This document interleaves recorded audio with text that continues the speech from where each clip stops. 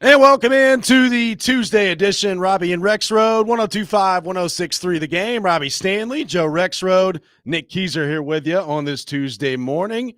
Hope everybody's off to a wonderful start of their day here today. I am back from the great state of Wisconsin, back in the saddle today. Voice struggling a little bit, but we'll power through. Joe Rexrode, how we doing? I'm doing fine, but we want to hear about Wisconsin and also maybe hear you yodel a little bit. Since you've been up there in the land of milk and honey and cheese. Yeah, did have a lot of cheese. Did you? A lot of other curds. Yeah, had some curds. had some beer. Yep. The Wisconsin tradition going on. Some brats. Yeah. I will say this. The tailgating scene at Lambeau Field, unlike anything I've ever experienced before. It was unbelievable. Just crazy. Place is magical. It is. It is magical. You know what else is? Malik Willis playing quarterback with Matt LaFleur. Yeah, it is. It was wonderful for me to get to see the greatest living coach of our time, Matt LaFleur, really just getting in his bag the other day. Great stuff from LaFleur. Greatest coach of all time. Always have loved that guy. And again, like I've always said, he's the guy for the job. You've been a consistent supporter, so good for you for not flip-flopping at all on Matt LaFleur. Yes. You'll never hear me say another bad word about him. I made a promise to you, and I intend to keep that promise. Okay. All right. Oh, I will remember. There's not a lot of faith from when the playoffs come. I will remember. Well, we'll see how it goes. Yeah. Malik Willis did quarterback the Green Bay Packers to victory, and I witnessed it at Lambeau Field. There will not be, I suspect, moving forward, a ton of people in the history of their life that will ever be able to say that. So I did witness Malik Willis play quarterback and win a National Football League game as a starter at Lambeau Field. That is true. So, yeah, you may have been at first not thrilled with the whole idea of going up there and Jordan Love's hurt, but, yeah, you actually got to see probably a rarity. Yes, probably. Now we'll see how that goes. I assume that he's the starter again this week, although there's, Domovsky was getting on ESPN radio yesterday talking about how, the Jordan Love stuff was not a charade and that he was close to playing. So we'll see what that looks like on Sunday. But Malik Willis, 12 of 14, very efficient on Sunday. I will say, because I've had a lot of people ask me, like, how'd Malik look?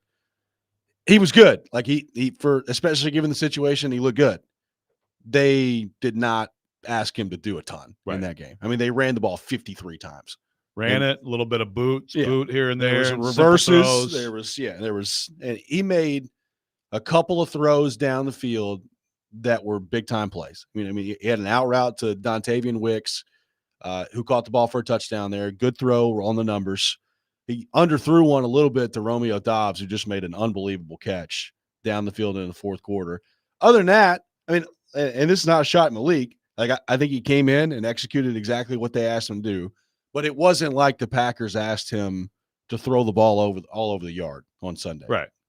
Nor will they this Sunday. And it's interesting with Domovsky. I know Rossini reported, the most optimistic hope is the Vikings. Yeah. So I think it'll be Malik, and I think it'll be the same thing. And good on them for what they did. I'm a little I watched some of the game, and it's a little surprising to me that the Colts would let them do what they did to them. Yeah. And frankly, the local professional football team should be ready to prepare to handle that. Well, I'm here to tell you, like, they are not going to be able to run the ball as effectively on the Titans as they did on the Colts. Like, the Colts really should be embarrassed by what they let happen to them on Sunday. Now, LaFleur, to his credit, I mean, they were running the ball every different way you can possibly imagine running the ball. But the Titans, I think, should be more equipped to slow that down than Indianapolis was. I mean, a lot of it, I mean, I say that. I mean, they ran reverses to Jaden Reed. They ran reverses. I mean, go look at who got carries on. It was like 7 different people got carries for the Packers on Sunday. So it was, LaFleur was in his bag, as I say. But a lot of it was, hey, we're just going to turn around and hand the ball to Josh Jacobs, and they could not stop it. Yeah. And I expect the Titans to be way more equipped to do that on Sunday. You would think, yeah.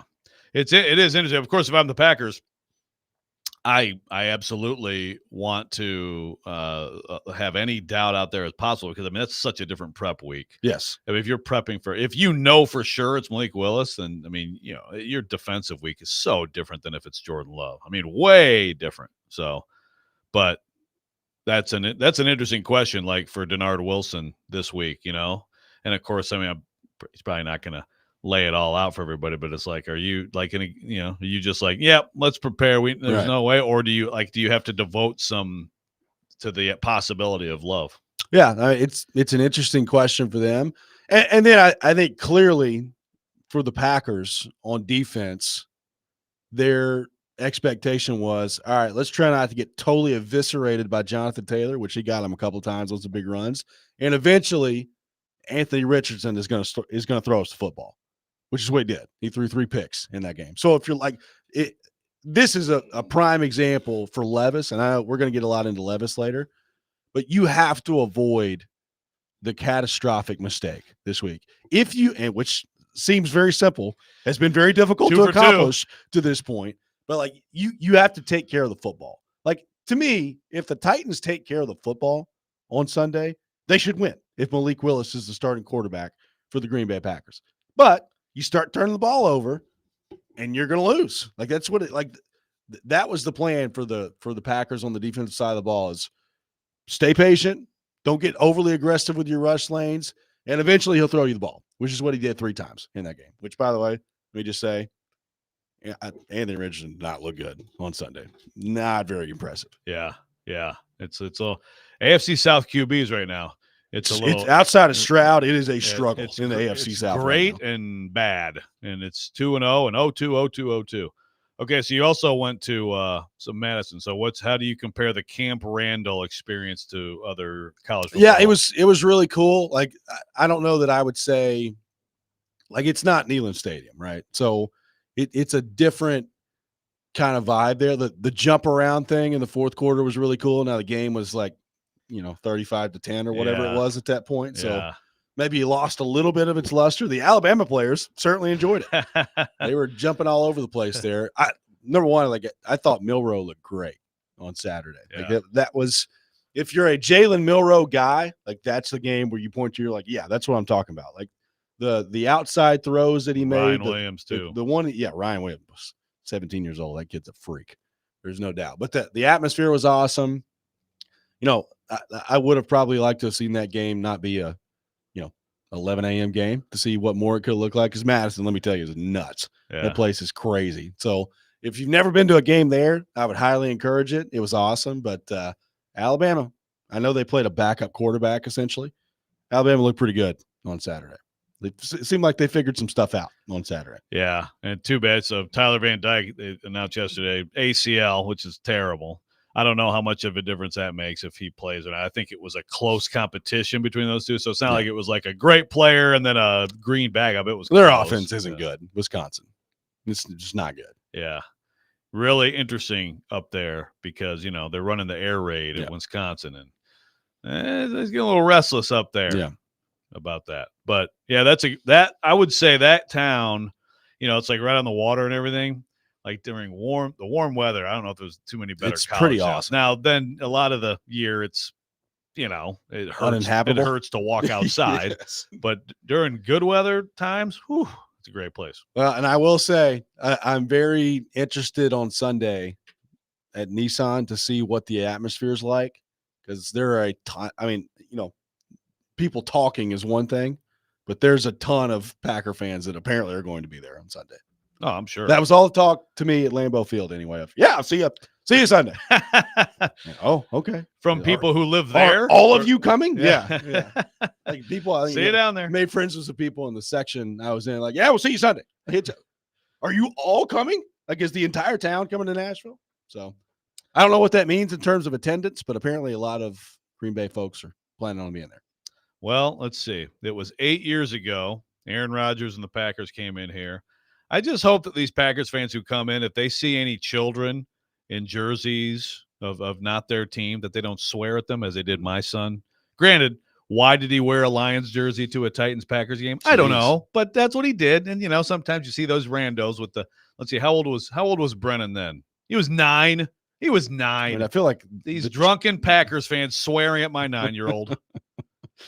Be nice to the kids, be nice Packers to fans. the I did see a nice Vegas Raiders Derek Carr jersey wandering around Lambeau Field on Sunday. Oh, yeah? What exactly are you doing there, bud? I kind of like that.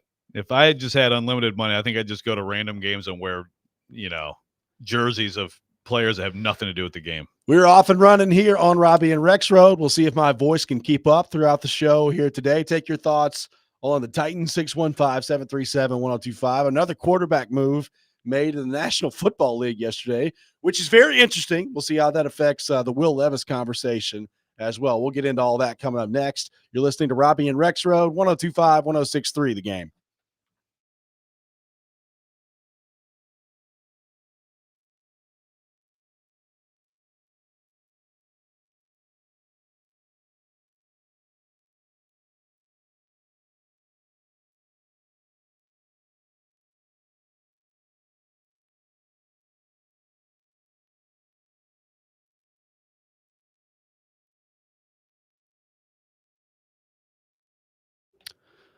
Hey, Robbie Stanley here. Last call. The offer is almost over. All FanDuel customers can bet $5 and get a 3-week free trial of NFL Sunday Ticket from YouTube and YouTube TV. Then with a YouTube TV base plan, you'll be able to watch every regular season Sunday afternoon out-of-market game. All you need is a Google account and a current form of payment, and you can cancel anytime. Maybe you're a big-time Atlanta Falcons fan, and you watch Kirk Cousins put it to the Philadelphia Eagles last night, and you're ready to watch him all season long. This is the plan for you. Just visit FanDuel.com/Rob to download America's #1 sportsbook.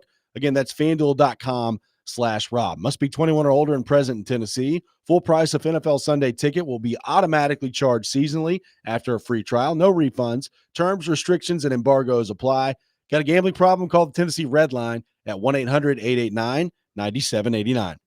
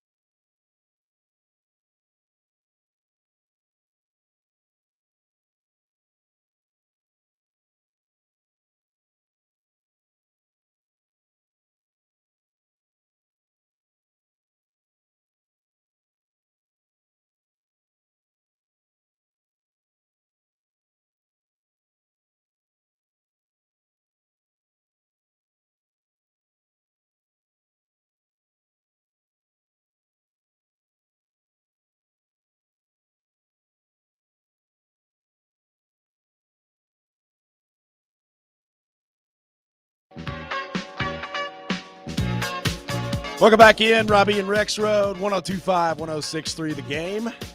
Taking your thoughts on our phone and text lines driven by WilsonCountyHyundai.com. 615-737-1025. Jared from Spring Hill asking how many cigs I ripped in Wisconsin. The answer is 0. No cigarettes for me. That is surprising listening to your voice. I know. It's bad. I did not realize how bad it was until I started talking on the show. I was like, man, I must have yelled really loud for Malik Willis and Matt LaFleur. Yes. On Sunday. I was like, you and Vrabel Jordan ripping Love. some Camel Lights. I mean, we were pretty close to like the field in the end zone. Seats are awesome. So there was times where I was required to get pretty loud down there. There you go. Do your part to help out in home field advantage. Yeah. I love it. You know how it is.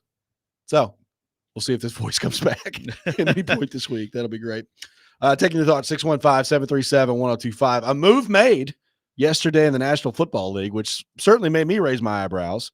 Bryce Young heading to the bench in Carolina in favor of Andy Dalton. Obviously, things have not gone well for Bryce Young. They continue to not go well into the season. They have a chance to be maybe the worst team I've ever seen. Like, they're pretty awful. Bryce Young heading to the bench, Andy Dalton coming in, and the speculation, and this was all over Carolina Panthers Twitter yesterday. All right, whose idea was this? Was this Dave Canales, the head coach, or was it David Tepper, the owner, that's forcing this to happen?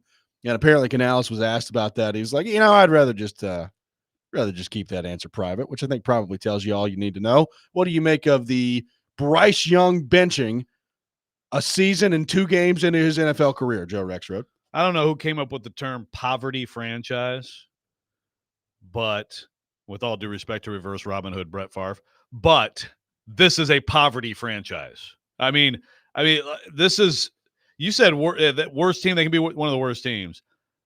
I think it's like the worst franchise in sports. Like the LA Clippers had that title for a long time under Donald Sterling, but I think that the Carolina Panthers are making a real run. And David Tepper might be the worst sports owner I've seen, which is saying something. But there's plenty of bumbling idiot owners, okay? But this guy is a bumbling idiot a-hole. Like, and again, the fact that Canales answered that the way he did is so funny. It kind of tells you. Well, yeah, but also, like, if you're Tepper, are you okay with that being answered that way? I mean, I'd rather keep that in-house. Yeah. I'll just let you guys speculate on how that went. I mean, I think if I'm Tepper, I want my employee to fall on the sword. Yeah. Basically say, well, we make, or even just be like, well, we make all decisions. It's like here sometimes, we make decisions together collectively. There's not one person you'd put it on, but it was a collaboration. I mean, Bryce Young has been bad. There is no question. And I know that there's plenty of film study out there. Like, look at this play he could have made. Look at this play he could have made. Bryce Young got sacked 62 times last year. I fear that the Carolina Panthers have ruined Bryce Young. And maybe I was wrong all along and he just didn't have it. But I watched him play college football. The guy has the skills. He does not have the height, and he's slight, but he's staying on the field.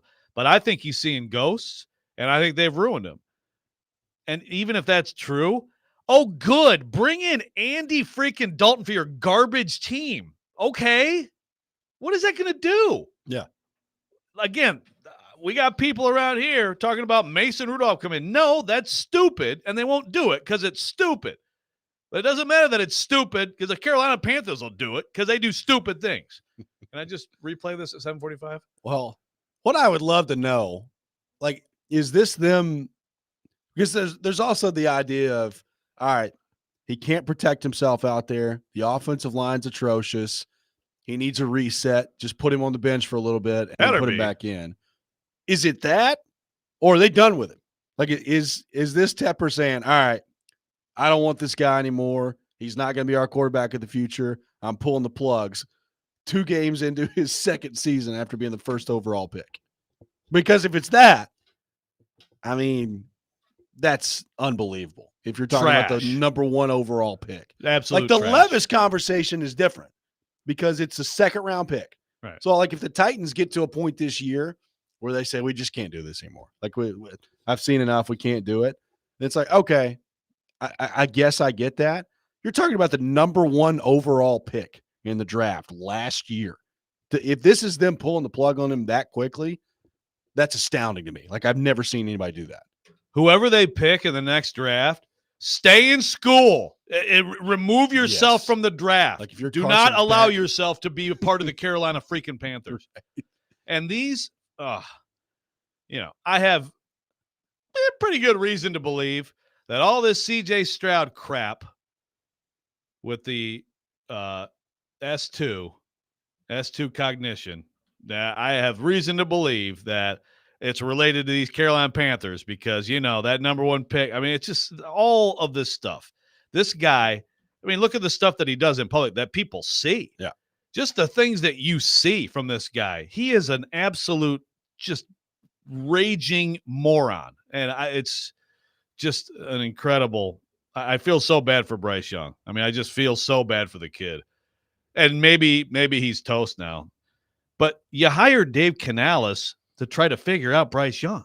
2 games. You just hired a new coach, and the whole point of everything is we got to make sure our number 1 overall pick gets everything he needs. Let's see what we can do. 2 games. 2 games. Andy Dalton. Oh, good.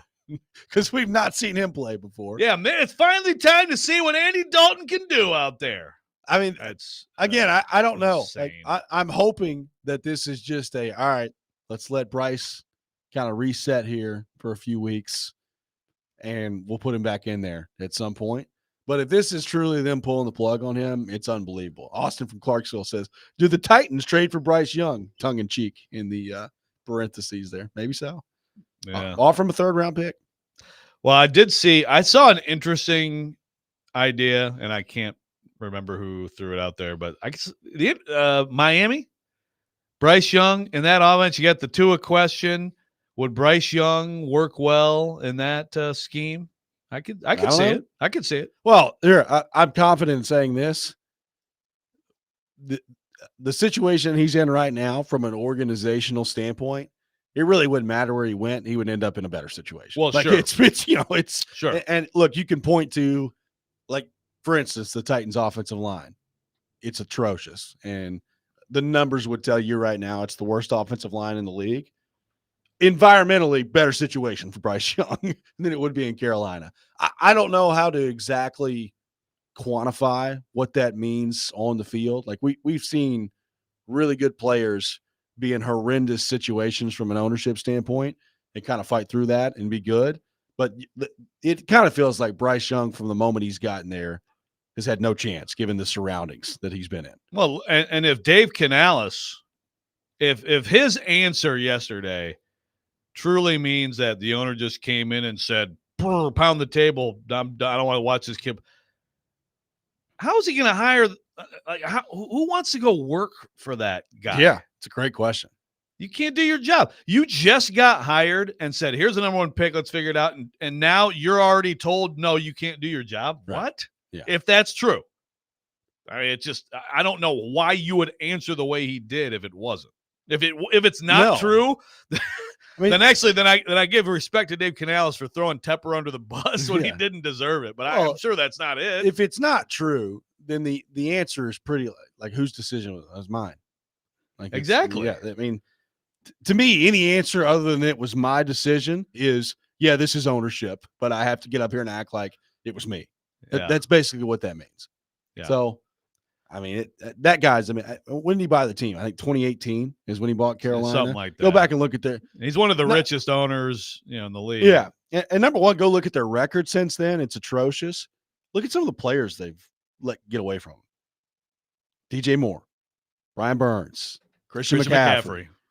And they've done it all to get the 1st overall pick and to get Bryce Young and to get the quarterback, which to me is even more reason to stick with him. And 2 games into his 2nd year, he's to the bench. 62 sacks last year. Megan says, Young looks so defeated. I'm genuinely worried about his mental health. I saw some of the presser. Yeah, man. He is. And maybe he's checked out. So the idea of sit down, let's reset. Okay, and that's fine. Yeah. But yeah, if it is indeed that they're just done with him, just an incredible, incompetent situation there. My gosh. Trevor says Chef Rand needs to get cooking. Go rescue Xavier Legette. man, you talk about a parade on this program. They go get Xavier Legette. It'd be a good day. Nice. And now I feel bad for him that he has to work for David Tepper. So do I. 615-737-1025, our phone number. 615-737-1025. We'll get into the Tennessee Titans coming up next. Continue to take your reaction to the Week 2 loss against the Jets. Look ahead to the Packers as well. I got some takes from the Tennessee Titans that I want to spout off coming up next. Robby and Rexrode, 1025, 1063, The Game.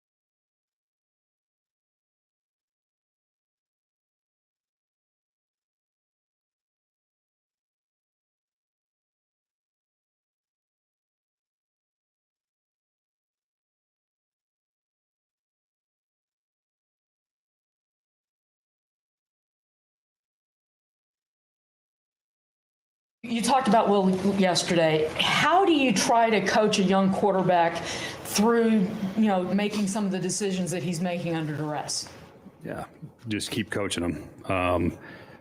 sometimes that one surprised me again. I thought we had coached that one, and then just to see his instincts take over in that moment and that to happen the way it did was obviously clearly I was pretty upset about it. I still am. I mean, it's not something that I think is an acceptable way to play. But I think on the flip side is that Will did have a much better game than last week. I thought a lot of things he did, we saw improvement. That part was positive. I coach Will hard, but I do love him pretty hard too, and I think that that's okay. I think we can have those moments, and unfortunately, an intense moment got captured because I'm also the head coach, not just the offensive coordinator, and so those conversations don't always get caught on television, and it happens a lot, but mine happened to be in front of everybody, so I don't regret it. But I do coach Will hard, and I think he's accepting of that coaching, and I thought he did a lot of things a lot better. That's Brian Callahan yesterday discussing the play of Will Levis. Are people upset that Brian Callahan got caught on TV saying, "What the F are you doing?" to Will Levis? Are people what? Upset about that? Like, I don't. I haven't seen that. I'm sure. I mean, everybody's upset about something, right? Like there's someone who's upset about everything. That's how I should have said it. Someone's upset about everything. I haven't seen a lot of that. I'll be honest, I had a similar reaction when I saw the play in Lambeau Field. Yeah, it's this. I mean, it's the natural reaction. I mean, people started texting me. He's like, "Did you just see that Levis play?" I was like, "No." And I looked at. I was like, "I cannot believe he just did that." Yeah. I texted you. I was like, "What is going on here?"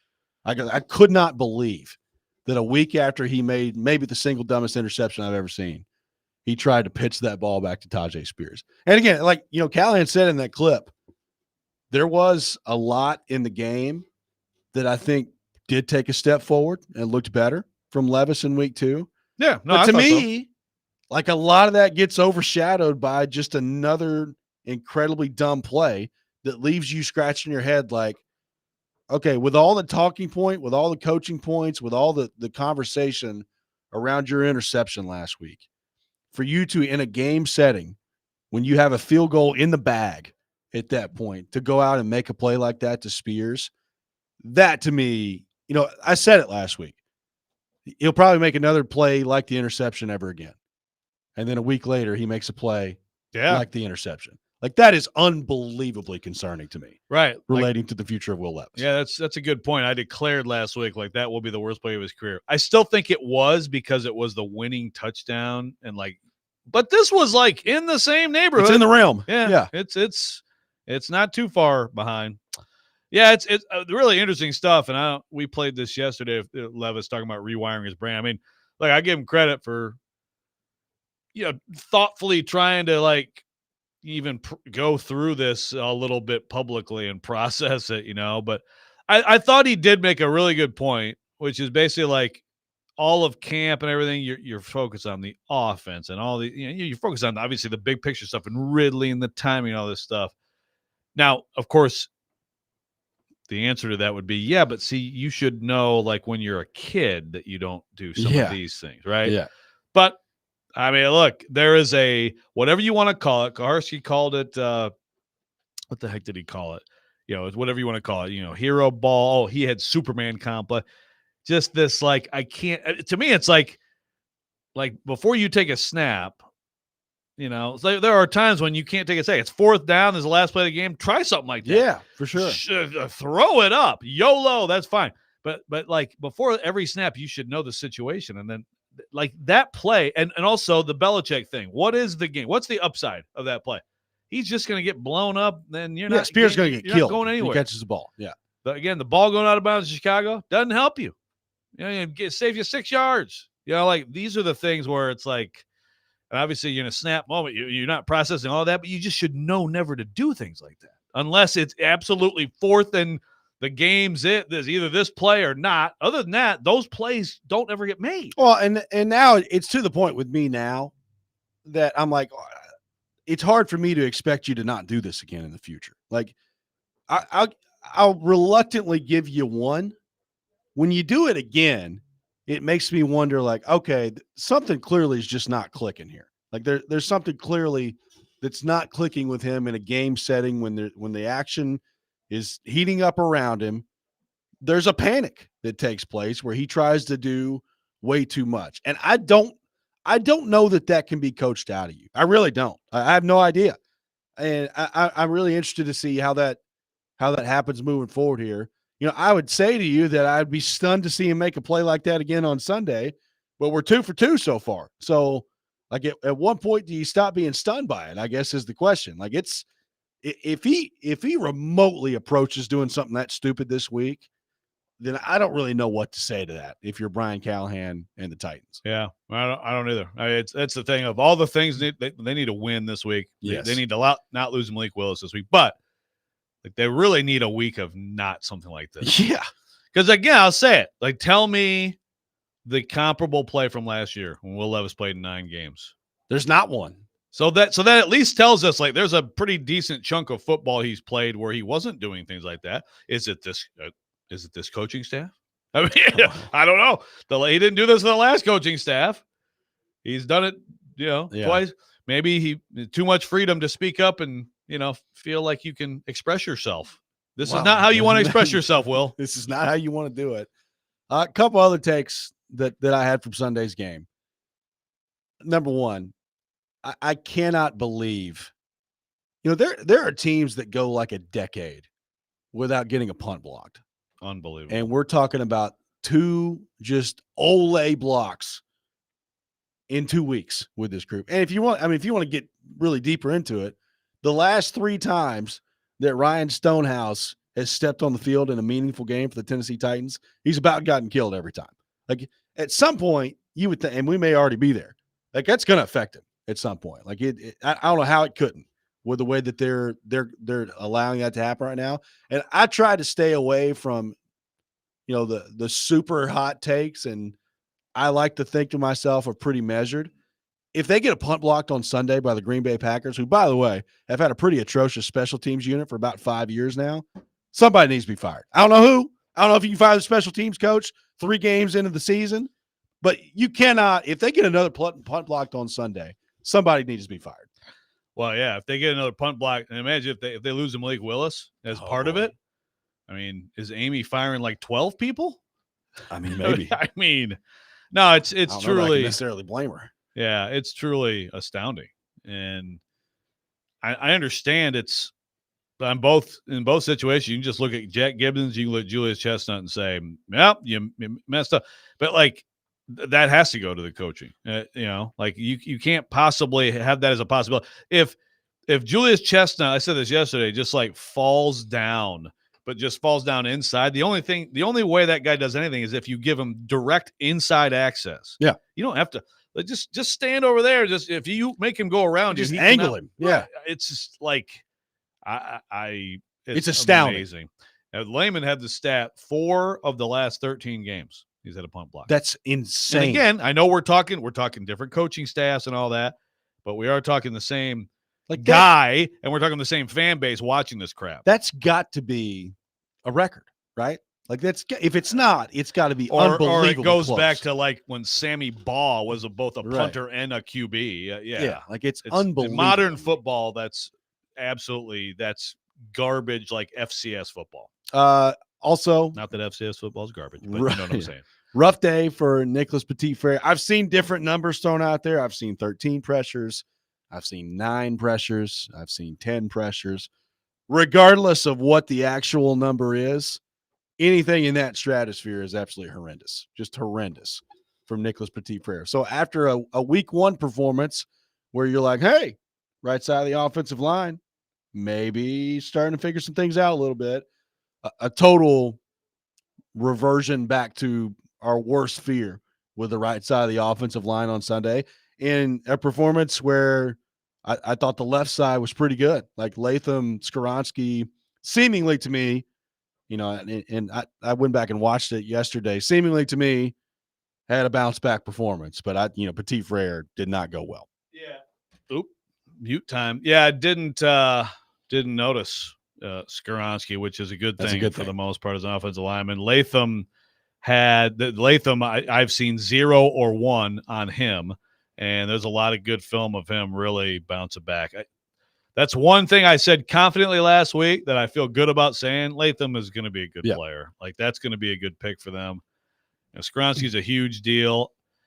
I know that right now through 2 weeks, the Titans, I believe, are over 50% pressure rate, and that's his next gen, I believe, and that is pretty significantly by a significant margin the worst pass blocking in the NFL through 2 games. So it's just, and then again, these two things can exist, and they don't. It does not have to be an excuse for Levis. Certainly not for those mental errors, but for some of the struggles and the overall offensive, possessions. There's been a lot of 3-and-outs. It's not all him, man. I thought he did have some good moments, some good throws, some good reads. I mean, really, all 3 deep throws, they were pretty, keep doing that. But if he's going to be the worst protected quarterback, I said this yesterday too, I think this city is desensitized to bad offensive line play. It's been now, we're going to year 3 here, and it's like you don't even know what it looks like anymore. Yeah. Go watch other games. Some of these quarterbacks aren't immediately running for their life after the snap, and Levis again is. And here's kind of my final takeaway from that game, and recognizing fully that what I'm about to say is not going to actually happen in reality here, just based on what's going on with their roster right now and where they are. Sunday was the last straw for me for Traylon Burks. Like to get out physicaled on that interception was so inexcusable to me. And you finish the game yet again, 0 catches, 0 yards. I'm so done with the guy. I don't want to see the guy on the field again. And I recognize fully that that's not going to happen, and that he's going to have to play, and that he's going to get more opportunities, because that's where they are with their roster right now. Sunday was it for me. Like I'm done. I don't even want to entertain conversations about the guy anymore. Well, we need a, we do Jerry versus Joe in the station. We need a Robby versus D-Mace, because D-Mace was absolutely on one yesterday. And I thought he made some fair points about that play and the, that Levis. There was somebody who ripped Traylon Burks, but I would generally agree. I mean, it's like, I think you got to try to, okay, take the play out of it. 0 catches, 0 yards. Yeah. Done with the guy. Yeah. Yeah, it's fine. And again, he's going to have to play. There's nobody else to play right now. Yeah, but, well, you could play NWI more. Well, saying. they need to play NWI more. I'm saying, but apparently they play different positions. However, and I know you were at the Packers game. Calvin Ridley had a jet sweep. TD. Yeah, I'm sure it was a great block. It was an absolutely great block. It was. Yeah. He used his size to do something. Good for him. Yes. Done with it. Just saying. Done. 615-737-1025, our phone number. More of your thoughts on the Titans coming up next. Robby and Rexrode, 1025, 1063, The Game.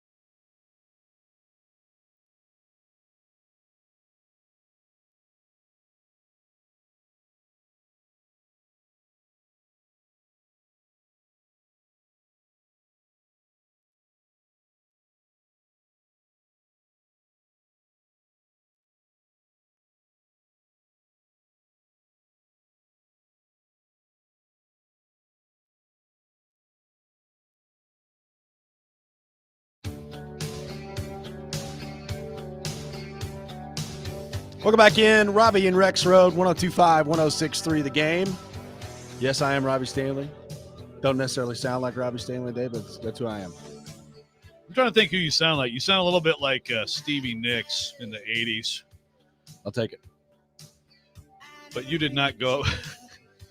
Everybody, I was going to make like a cocaine joke, but I won't do that. I can confirm that did not happen. Good. Yeah. Although I will say, I was walking around the streets of Milwaukee yesterday. There is a lot of snow up there a lot of times. Yeah, there is. I was walking around the streets of Milwaukee yesterday, and some guy walked up to me with a bag in his hand. He was like, "Hey, you need a home security system or some binoculars? I'll sell you some right here."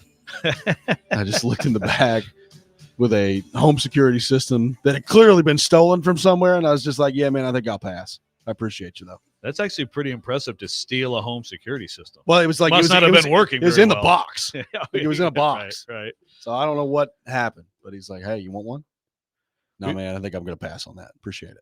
But I'm sure it's very functional. I will have 10 Pall Malls right now, Yeah, please. thank you. So the text line's been pretty good, but then here's Chris. Come on, guys. The Titans were underdogs the past 2 games. They were supposed to lose. Vegas is never wrong. Quit being homers. And I said, being homers? He said, bias sound better? I love the Titans, but we were supposed to lose. Okay.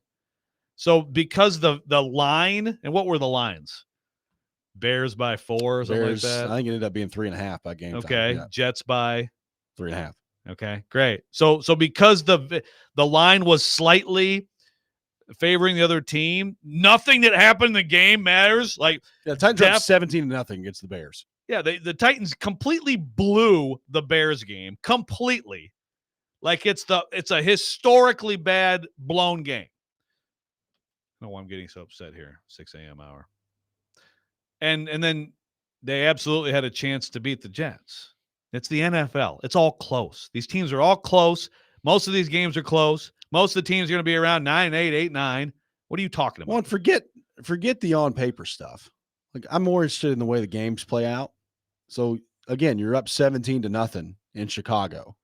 You have to win that game. When you're up 17-0 in the NFL, you got to win the game. Yeah, but you were 3.5 point underdog. I don't care what actually happened in the game. Exactly. And then, even Sunday, and I heard you guys talking about this yesterday. There's no way to know for sure how the game plays out if Levis doesn't make that stupid play in the red zone and you don't get another punt blocked. But I mean, it's reasonable to say maybe you win. Like you could have won that game without those two massive mistakes. So like you could make the argument you should be sitting here at 2-0 if you're the Titans, and instead you find yourself at 0-2. And I mean, look, it's a 17-game season now, and so the playoff numbers that are relevant with the new format are still relatively small in terms of the sample size. But the bottom line is when you go 0-2, your chances of making the playoffs after that are pretty bad. Right. Like I still think the Bengals will. Yeah. Because that's what they do. By the way, is there a correlation? Joe Burrow, since being a starter 2020, the Bengals are 1-9 in the first. Yeah, like they always start like this. And now here's Zach Taylor coaching tree branch, Brian Callahan 0-2. Although, again, with Brian Callahan's reaction Sunday, that kind of tell you. I don't know that Joe Burrow did things like that. Can I get to – you guys are trying to trigger me at 6 a.m. Matt from Fairview says if we want Levis to not shovel that make that play, then we need to not call the shovel pass in the goal line play that almost led to a fumble. That's a play. That's a play call. I mean, first of all, it was a pass. It wasn't a fumble. That was a pass. If it would have been knocked down, it would have been an incomplete pass. That's what a shovel pass is. It's a forward pass.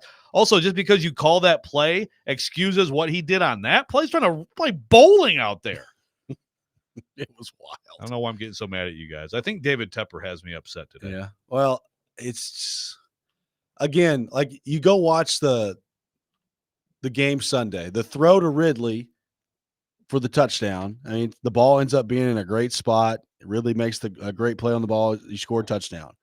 The escape that he had on the last drive to pick up the 13-yard game and kind of like stumbled down forward. Like that was a heck of a play. Had they come back and tied the game and ended up winning in overtime, that's all we'd be talking about this week is, man, what a play by Levis, all those things. So I do think like there's a lot that happened in the game Sunday that was a positive step forward from what I thought was an atrocious showing from him overall against Chicago. But again, it's overshadowed by just incredibly bad decision making that you just can't have in the NFL. Like, you cannot be a starting quarterback for long and continue to make the decisions that he's making right now. And I know a lot of people are out on him. I'm not there yet, but I will say, like, I'm getting close. Like, you got to stop doing that stuff. Like, you can't continue to make as poor of decisions as he's making right now and keep any level of trust with him very long when it comes to the fan base, when it comes to the head coach, when it comes to the owner. Like, that's how it goes in this league. It's okay. Like, I'm not gonna say it's okay to lose, because it's not. But like, if the Titans are losing games and it's just because they're not as good as some of these other teams, I think it's, in some level you can live with that. When you're just making colossal mistakes, that becomes very difficult to accept. Right. Yeah. It has to stop. I separate that from everything else. It just has to stop. If you separate it, I know you can't, but I mean, you can compartmentalize things. Those things, if it keeps going down that road, then I think you accelerate some decisions. Although, again, I yelled at people yesterday. This seems to be a theme this week about put Mason Rudolph in. That's just, I mean, if Tepper was the owner, I mean, say what you want about Amy Adams Strunk. She's made some rash decisions in the last couple of years, but my goodness, compared to David Tepper, like, it makes no sense at all to go to Mason Rudolph. This season is not about, we could be 9-8 instead of 6-11. Great. But I'm with you. You can't keep doing it. On the stuff other than that, yeah, I agree too. He got better. And I agree with Keith and Bowling Green. He's like, well, Keith Mulligan says he couldn't have thrown the ball any better. I disagree with that, Keith. That was the right read, as Callahan said yesterday. We're talking about the Burks play. Yeah. It was the first read. It was the play for him. He saw it. It was there. Yes, the safety was coming over, but it was there. You throw it, and I agree. D-May said this yesterday. You lead him there, and you have a better outcome.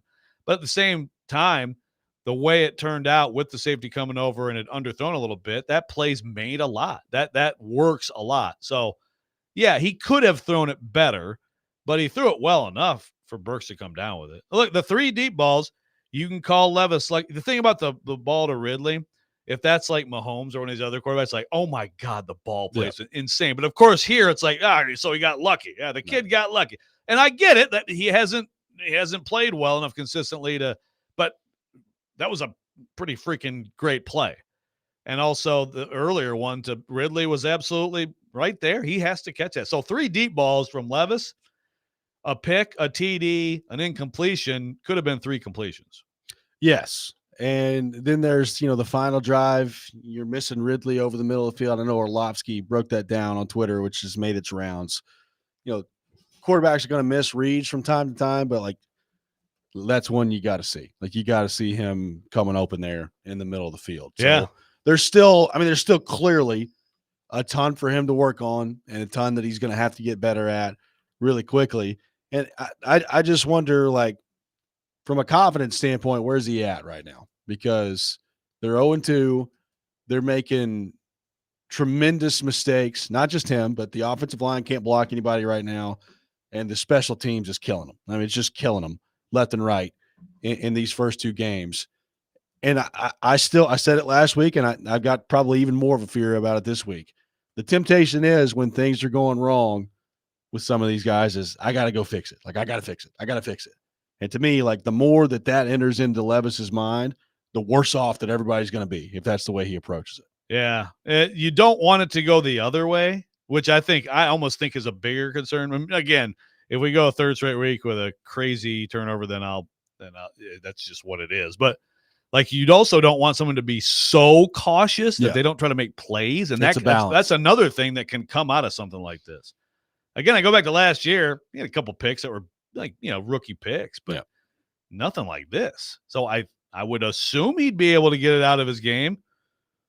Needs to happen right now. Very quickly. 615-737-1025 is our phone number, 615-737-1025. We'll get into Vanderbilt, a very disappointing loss over the weekend for them, coming up next. Robby and Rexrode, 1025, 1063, The Game.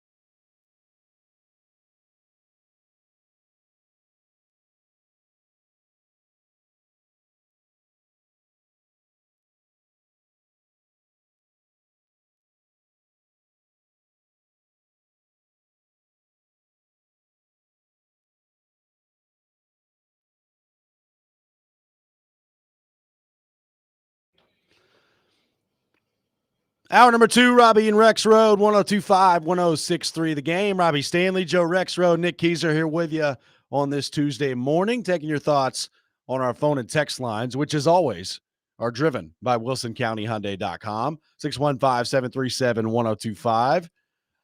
Joe, a tough one for the Doors on Saturday. After starting the season 2-0 with a very fun win against Virginia Tech, they smoked Alcorn State. They go on the road Saturday and lose 36-32 to the Georgia State Panthers. So first off, Georgia State wreaking havoc on the local college teams around here when they play. And last time they saw Tennessee, just waltzed in there to Neyland, won that game.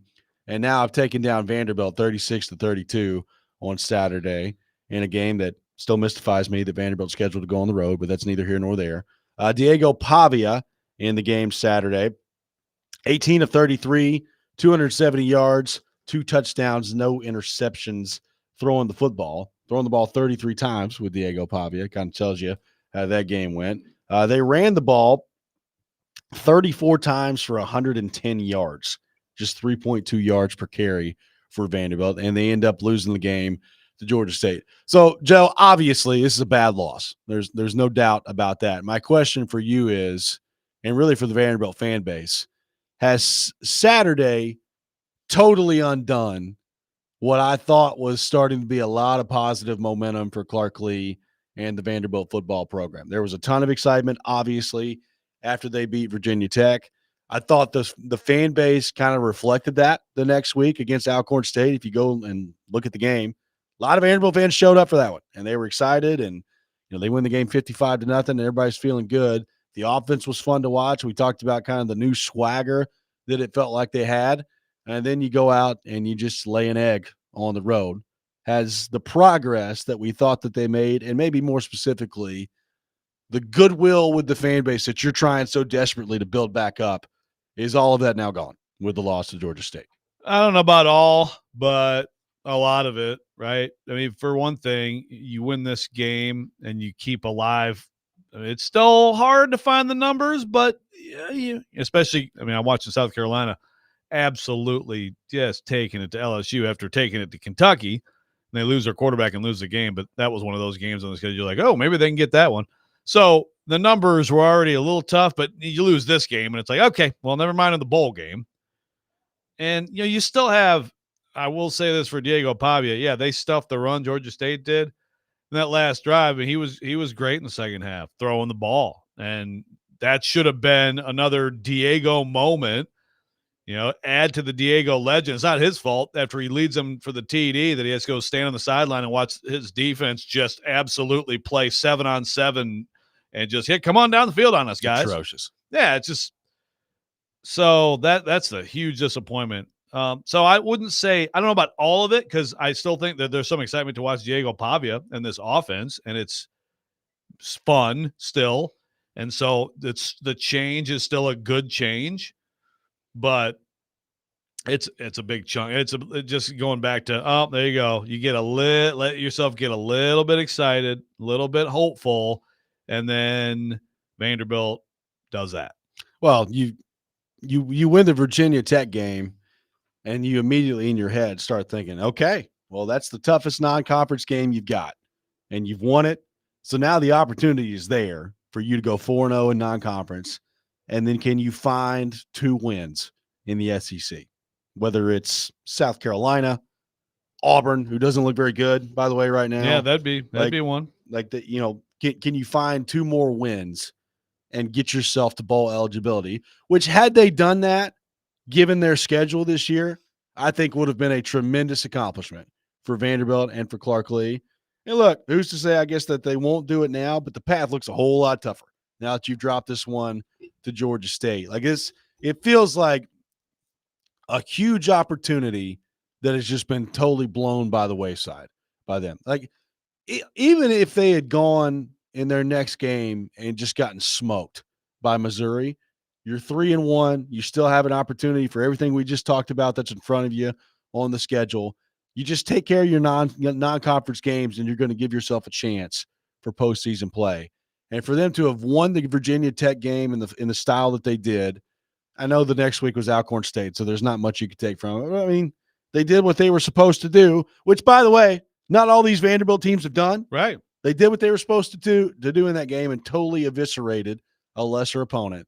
To go on the road and lose this game to Georgia State is incredibly disappointing. And it does kind of feel like to me that we're right back to square one with the Clark Lee Vanderbilt stuff that we were talking about heading into the season. Yeah. I mean, it's definitely a big setback.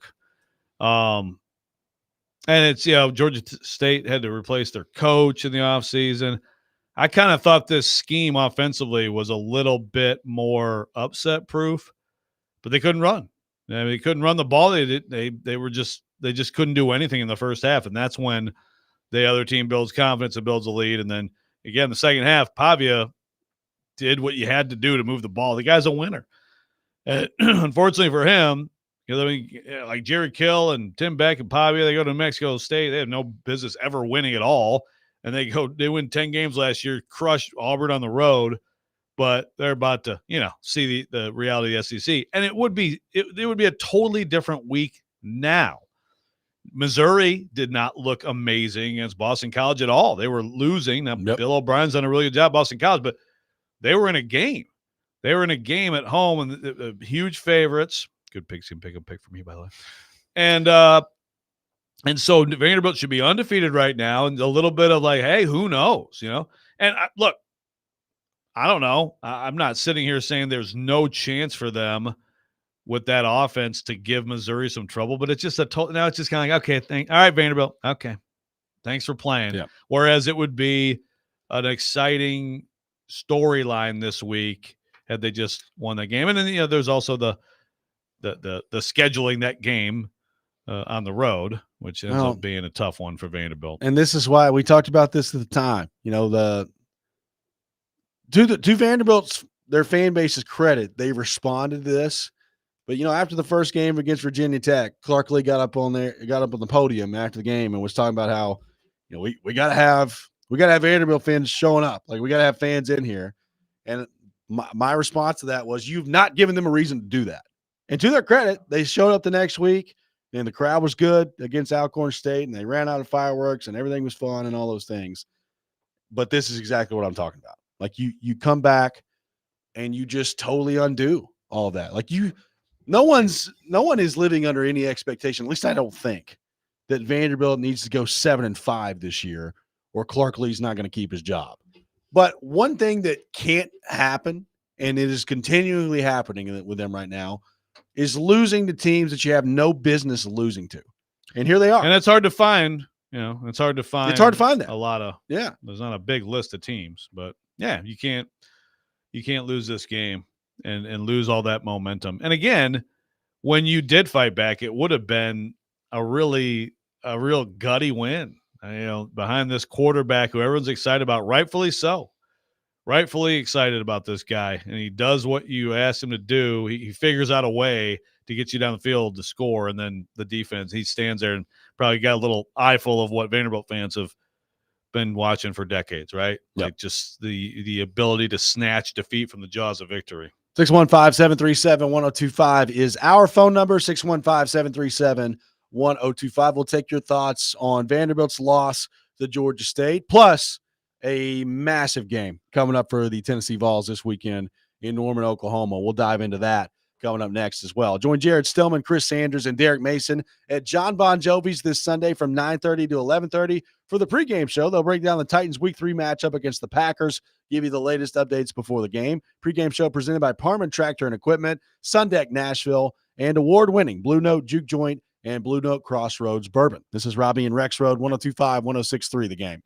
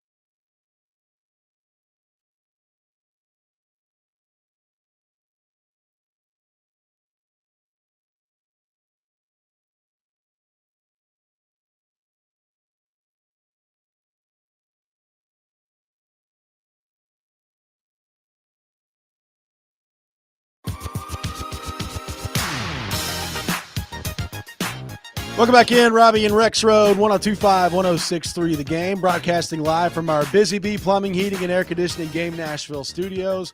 Oh, and the $99 yearly Beehive membership where the buzz is always about great service. Taking your thoughts on our phone and text lines, which are driven by WilsonCountyHyundai.com. Stilly texting me, ripping me about my little sippy cup. Hey, Jared, you see that? It says, shh, no one cares. I sent him a little picture. This is one of my favorite ones. I know Your you like pink, this one too. Shh, no one cares coffee mug is a hit on our program. Thank you. People love it. Yeah, it's a staple. It is. With the Robby and Rexrode program. It is. Right.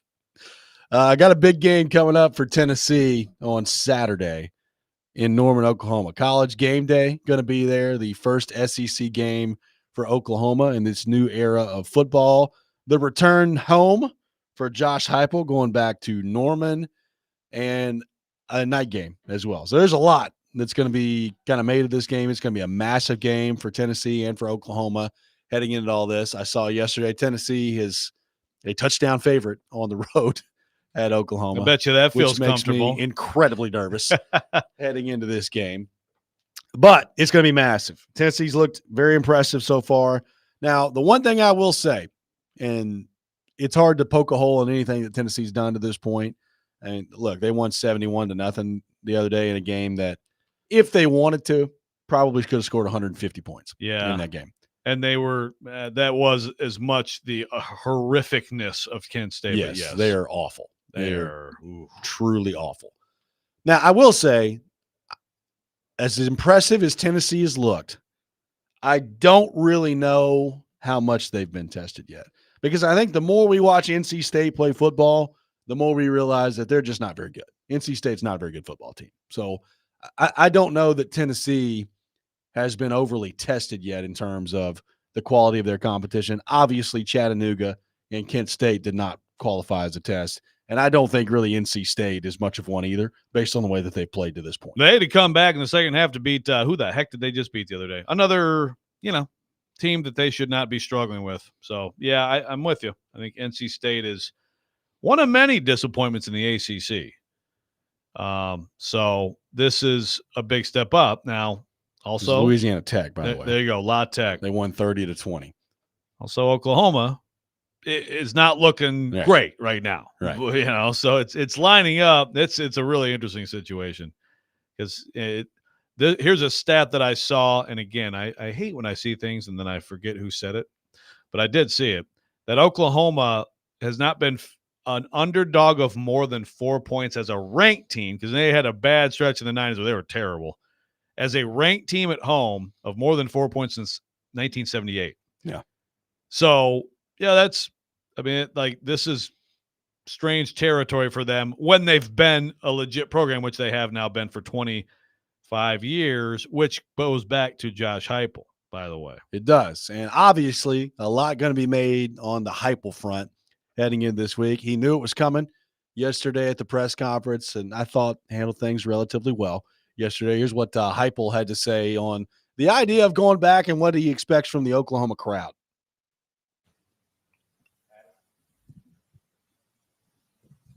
How comfortable are you with the Oklahoma questions this week? I know you like to focus so much on your team. I thought I handled the first one really well. So I'm good with any question about Oklahoma. Like the opportunity that I got, from Bob and from Mike to come there and play, what we were able to build there in a short amount of time as a player. But then my coaching career, from, the guys that I played for to all the coaches that were there during my career, all made a huge impact on me. And I wouldn't be here today at Tennessee if I didn't have all of those experiences. So tremendously grateful for all those people. And Brent is somebody that, I learned and grew from as a young coach so much, and a ton of respect for him. That was Heupel yesterday on the idea of going back to Oklahoma. Obviously, he got fired by Bob Stoops as the offensive coordinator in what many people believe was kind of a scapegoat situation, and he was the guy that the blame fell on, even though the offense was scoring over 30 points a game that year. So some bad blood perceived to be there between Heupel and Stoops. We'll see how that actually manifests itself. Yeah, on and Saturday. obviously Stoops is out of there, and Stoops will always be kind of part of the thing around the program and stuff like that. I spent 2 years ago, I talked to a lot of people, and I'm going to write something this week too about this, and actually today, right after the show. Been reaching out to some people, but no, that was a good clip from Heupel. I look, first of all, good for Heupel for having a little fun with this. I thought it might be yesterday a little bit of like, yeah, next question, not quite next question, but sort of like, yeah, just trying to focus on my team, and good for him. I mean, because look, I will tell you, I can't really find anybody who will flat out say it was a bad firing. I think that there were some things he wanted to do that Stoops didn't want to do. Also, they brought in like Jay Norvell, and they were trying to do the pistol stuff. And then Heupel, I think this was a huge positive moment for Heupel's career, and Tennessee is now the beneficiary because he reinvented himself. He went Bryles offense. He went and got with those guys like Jeff Lebby and everything and learned that offense.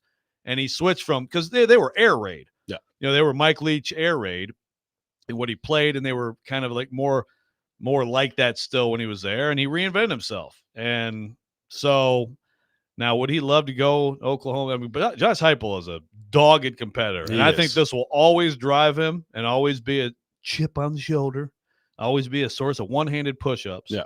I don't know that it was, I mean, when it comes down to it, sometimes things like that are a good thing for you.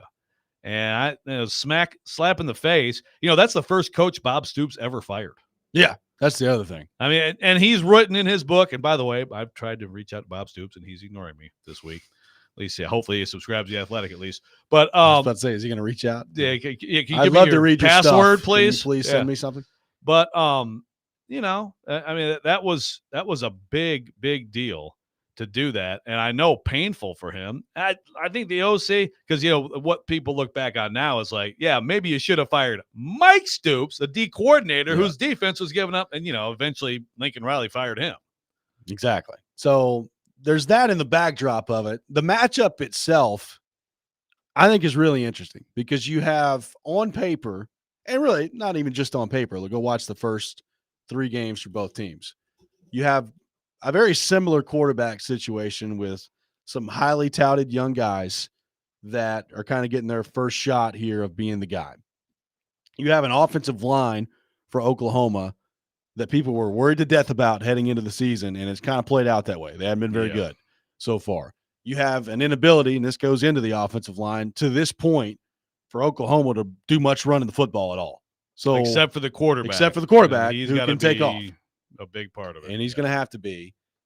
So everything kind of in the backdrop of this feels like it's lining up for Tennessee, other than it is in Oklahoma. It is a night game. It is the first SEC game. It is college game day.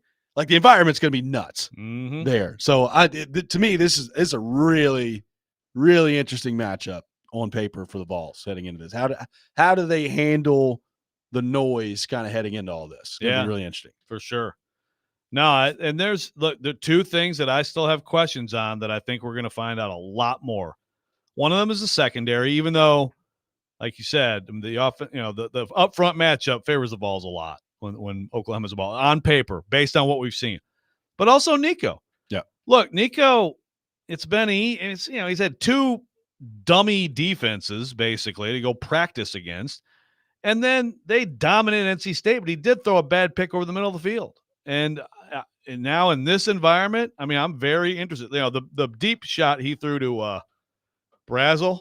That was a heck of a throw. That was like, geez. I mean, there's no question he's got all the skills, but this is the first. NC State's not good. This is the first real test on the road that night, and to me, it's a very big, still to me, a pretty significant unknown with him that we're going to get a lot more information Saturday night. Well, and even the NC State game was, neutral site. There's a pretty heavy contingent of Vols fans there. And I'm sure there are going to be quite a bit of Vols fans traveling to Oklahoma too, but it ain't going to be 50-50 like it was at NC State. Right. So you're going to be dealing with a true, loud, liquored up road SEC environment. And how And do you handle he's that? never played in that. He played in the bowl game against Iowa, and the Iowa fans were like crying and trying not to look at the field. Exactly. 615-737-1025, our phone number. What do you make of this matchup for Tennessee going on the road, taking on the Sooners? 615-737-1025, our phone number. We'll get to more of that coming up next. The Rex Rent with Joe Rexrode at 7:45. This is Robby and Rexrode, 1025, 1063, The Game.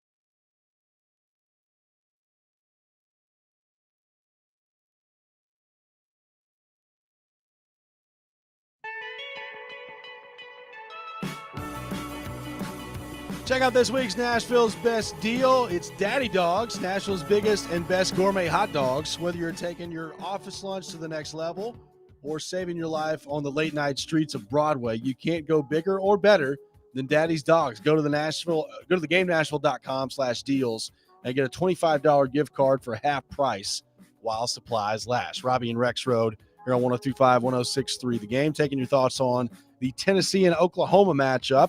Let's go to our 102.5 The Game phone line, driven by WilsonCountyHyundai.com. Welcome in Adam in Portland. Adam, good morning. Thanks for calling in. Robby, I'm glad you had a good time, man. I was kind of following you from afar on that. It's pretty awesome. Thank you. Lambeau looked amazing. It did. It was awesome. I can't believe Malik won for you, man. Good for you. So we got Tennessee. Did you guys hear, and I kind of jump in late on this if you've already covered, I'm sorry.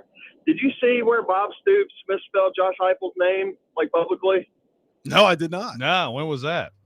That's a I guess yesterday it come out, like he was trying to put something on paper and he misspelled his name, and so it made it back to Heupel. So hopefully, I think we're going to hang a lot of points on these dudes. I'm not going to say we're going to run away with it because I think it's going to be a competitive SEC game, but like everything, I just think Heupel's good, man. And if you give him just a little bit of a nugget of inspiration, I think he's going to just clean house. I don't know. We'll see. I think Tennessee's the second best team in the country right now.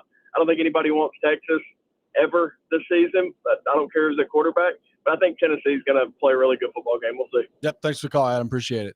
I mean, there's a lot of rat poison for the Vols right now, as Nick Saban would say. A lot of rat poison. Favored by 7. They just flashed up a graphic on ESPN where Tennessee, according to their football power index, which, as we know, very reliable, 71% chance to win on the road in Norman, Oklahoma, according to the ESPN FBI. I mean, 71%. Yeah, it's like there's a lot of things that I don't like from the Tennessee perspective and stuff like that.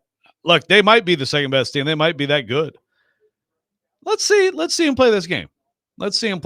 Yeah. And to your point, with some Tennessee fans, like, I would talk trash after you win the game. But by the way, I just saw this from Sparks. I guess this is why Stoops didn't text me back. And it says he put out a post that said he will not do interview requests. That would have been good information last week. And he did identify Heupel, who played and coached for him for a combined 13 years, as Hoople, Huepel. Great job, Bob. There's nobody I love more than Josh Hoople. That guy really meant a lot to me. All right, Vols by 50. I changed my mind. Vols by 50. Good. Thanks for bringing that to my attention, Adam. Really love that hilarious. Josh Hoople out there. It's good stuff. Way to go, Bob Stoops. Man, the days of Josh Hoople. Yeah. And Mike Latch as offensive coordinator. It's one thing to misspell the name when the guy is on your coaching staff. He also was the quarterback of the team that you won a national championship with. You'd think you'd have that one memorized. Yeah. I'll read the whole here's the whole thing. I have great respect for both coaches because Venables was there too. And sure. They're grateful for their great work here. Brent is coach. Josh, I've often said he's an MVP of all my recruits because he was a catalyst that got us started in 99. I'm trying to read the rest of this, and now it's racing for my screen, and now my computer is crawling. This is really good radio. I have great respect for both blah, blah, blah, blah, blah.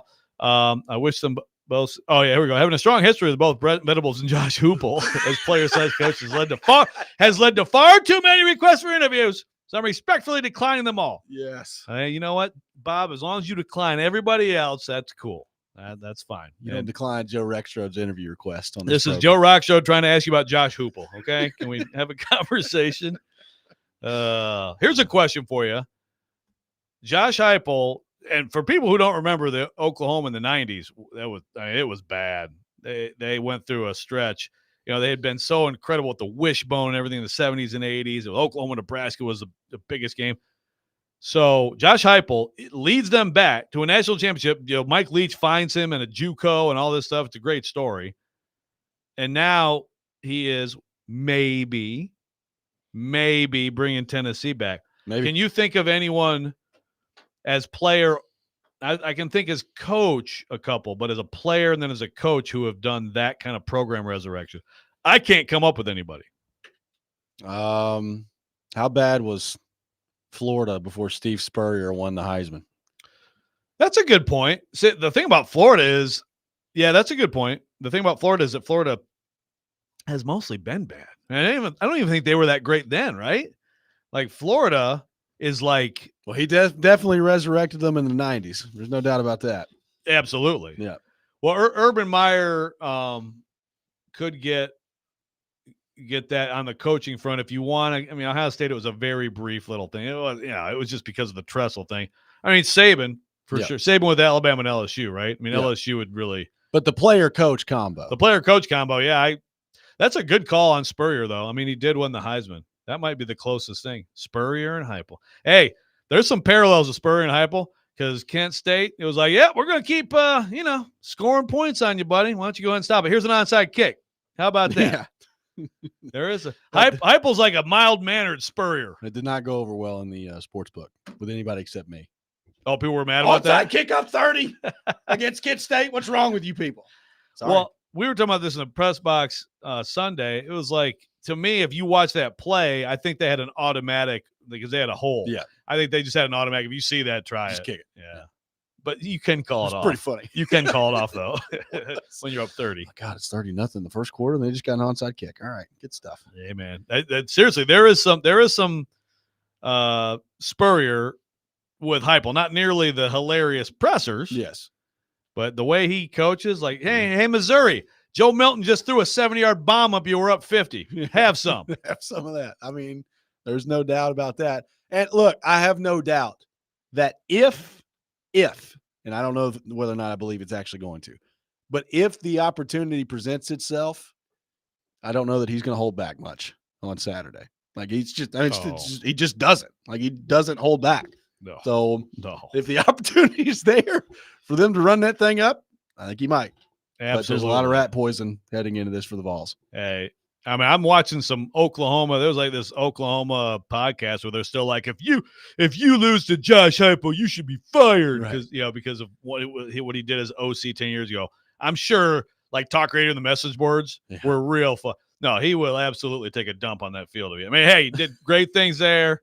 A figurative dump, not literally. Hopefully okay. Not a real one. But what's Josh doing played there and all Josh that stuff. What's he doing out there? Poople? You know what I'm saying? Not literally. I just went off the rails. Yeah, I know. Still, he used literally yesterday. Just completely wrong again. Something like they literally killed the offensive line. Like, no, they're still alive, Jared.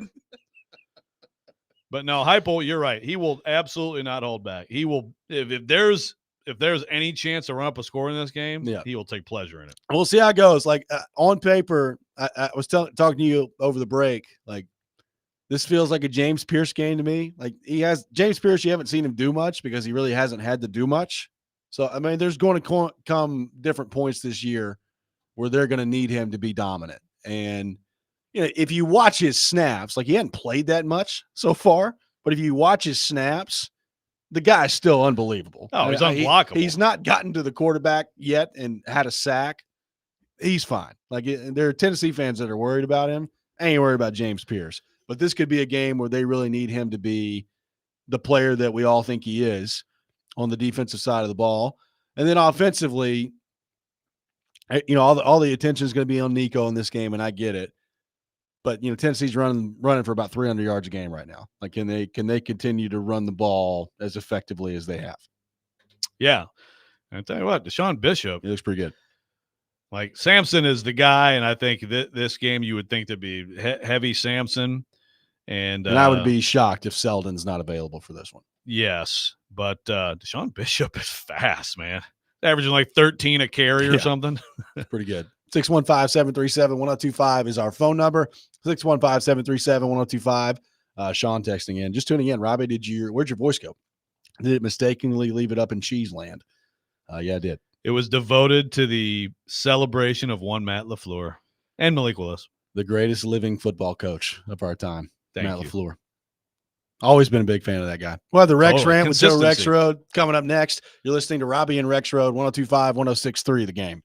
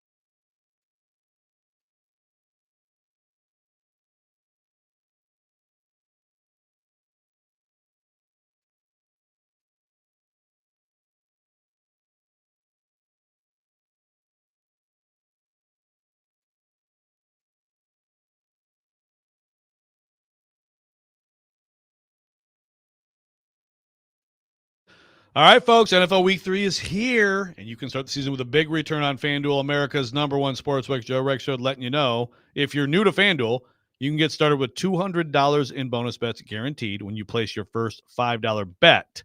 Thursday Night Football. What? Boy, the NFL schedule maker loves the Jets, huh? 2 road games and another short week Thursday night against the Patriots. So let's see. I'm going under on the Aaron Rodgers passing yards. I mean, I'll go under on the score, and I will, as much as I like what Gerard Mayo is doing, I'll go with the Jets in this game. That's mine. Do whatever you want to do, and visit FanDuel.com/Joe102 to make every moment more this season. FanDuel, official sportsbook partner in the NFL, must be 21 or older and present in Tennessee. First online real money wager only, $5 first deposit required. Bonus issued is now withdrawable bonus bets that expire 7 days after receipt. Restrictions apply. See terms at sportsbook.fanduel.com. Gambling problem, call the Tennessee Red Line, 800-889-9789.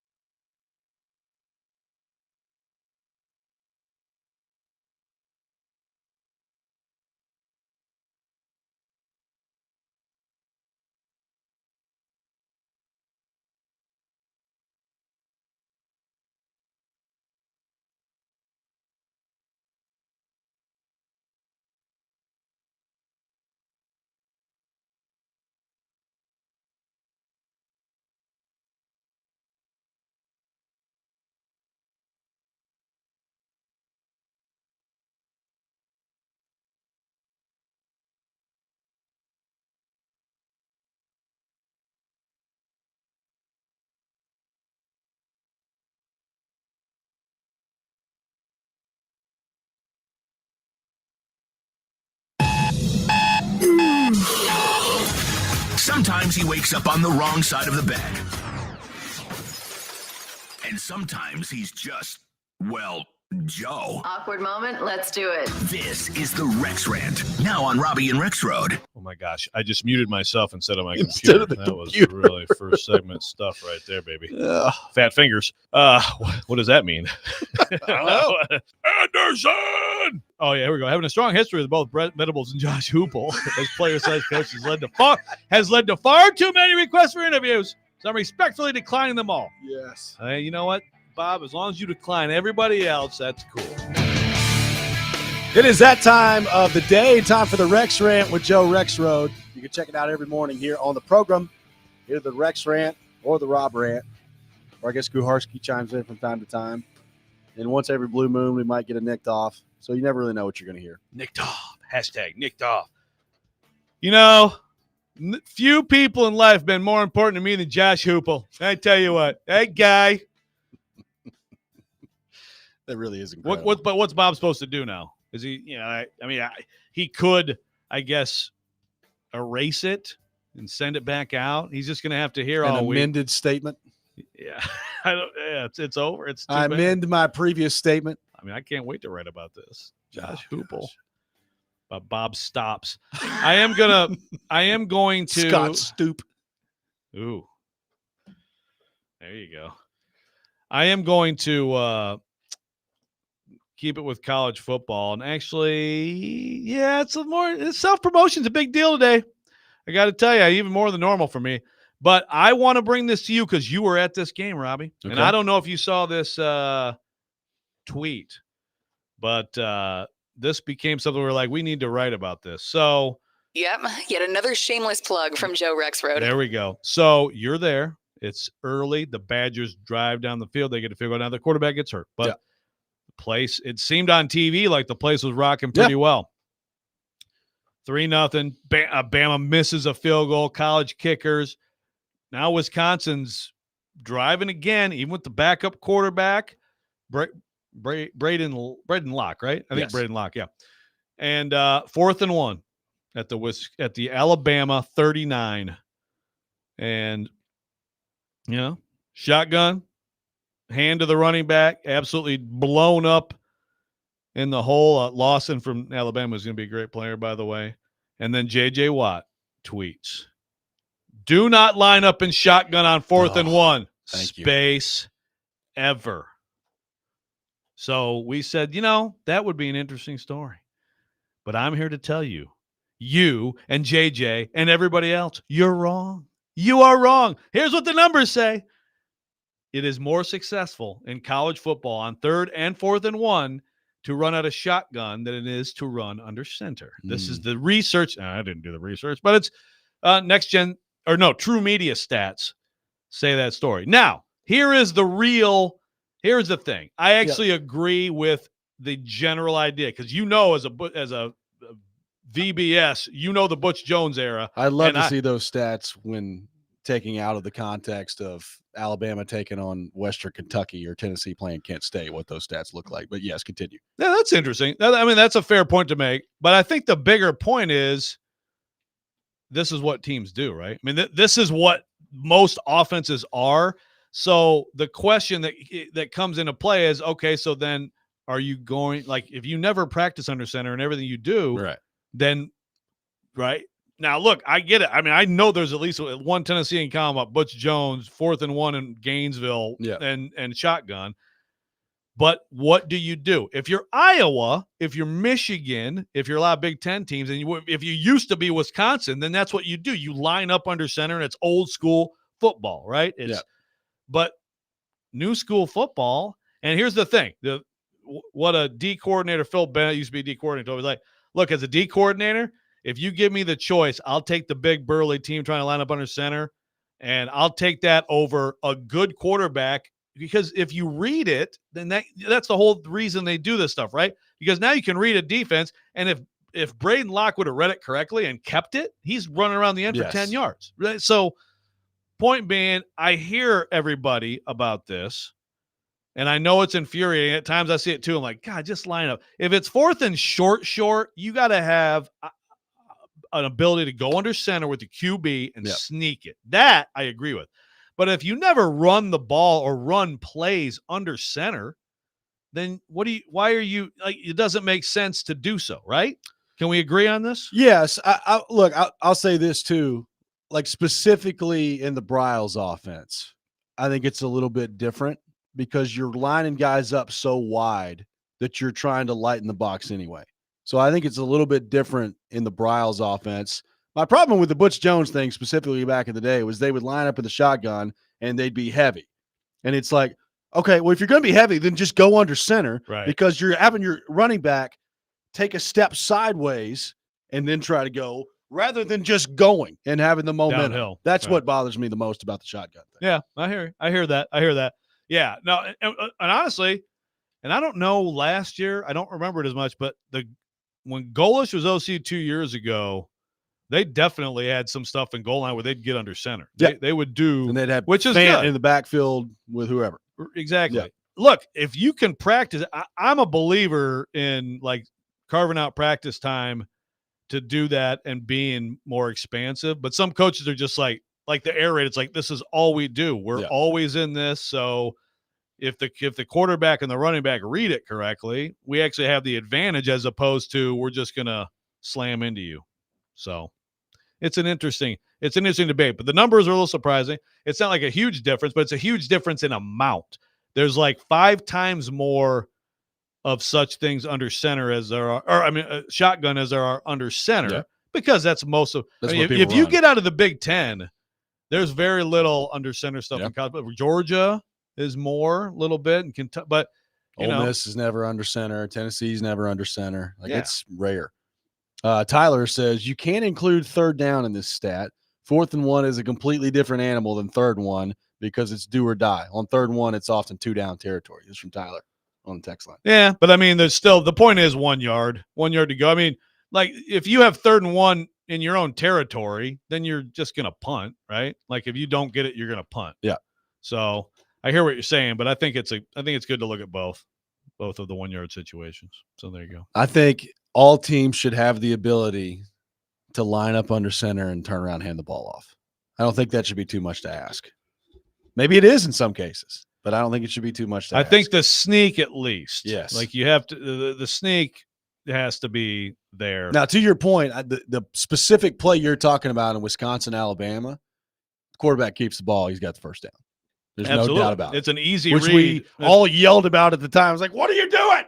Yeah. It's bad read. Right. Yeah, exactly. Like the end crashed right away. And of course they also blitzed the linebacker up the middle. But yeah, So, it's modern football, It'll circle, maybe it'll cycle back around, but we also don't want to watch Iowa football. No. They've given the choice between watching old school Iowa football and what it is now. I'll take them lining up in the shotgun on 4th and 1. Yes. It bothers me from time to time, but I'll accept it. I'll accept it over what we saw in that bowl game. No doubt about it. 615-737-1025 is our phone number. Somebody mad at me on the text line says, Robbie, do not equate Western Kentucky and Kent State. WKU would be a big favorite over Kent State. That is true. Kent State might be the worst Division I power football team I've ever seen. We have 6 high schools in this area who would only be like touchdown underdogs. They couldn't snap the ball. They kept snapping it over the quarterback's head. I was like, y'all not practice all week? Bad What's going news on here? Bears. Terrible. 615-737-1025, our phone number. We'll get back into the Titans, the NFL coming up next. Take more of your thoughts on our phone and text lines driven by WilsonCountyHyundai.com. Robby and Rexrode, 1025, 1063, The Game.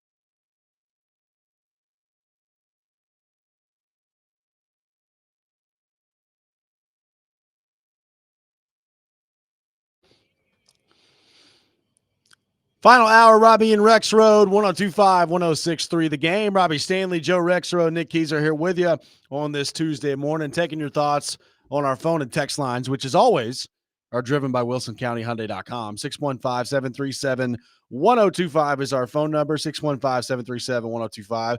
Joe, we are 2 weeks into the NFL season. Some teams feeling good, looking good. Some teams looking bad, feeling bad. Let's start with the bad. Who's feeling the worst 2 weeks into the NFL season out there? This is a good exercise. I think this is good for Titans fans because the Titans were not in my top 7 of most miserable fan bases right now. I might put them 8th. Okay. But there's and I tell you 2 teams that I put ahead of the Titans. The Jacksonville Jaguars and the Indianapolis Colts. The Colts just lost to Malik Willis. All due respect to your enjoyable day and weekend in Wisconsin. It was a great time. And Anthony Richardson looks bad. He looks bad. And again, there is a difference. The splitting hairs there is that the Titans drafted Will Levis in the 2nd round, and it is not as impactful as drafting Anthony Richardson number 4 overall. Now, the Titans, may be headed toward that again soon, but so may the Colts. I'm not. Look, with Levis, with Richardson, with just about anyone that young in the NFL, Bryce Young, I'm not saying forget it, can't work. Like, again, Jordan Love let's all look at Jordan Love and understand. I saw a really good clip from Tom Brady, my guy, Tom Brady, talking about he called it a tragedy of rookies playing in the NFL now and how everything's dumbed down. And it's kind of like college offense flowing up and some of that stuff, but it's just a fast, now.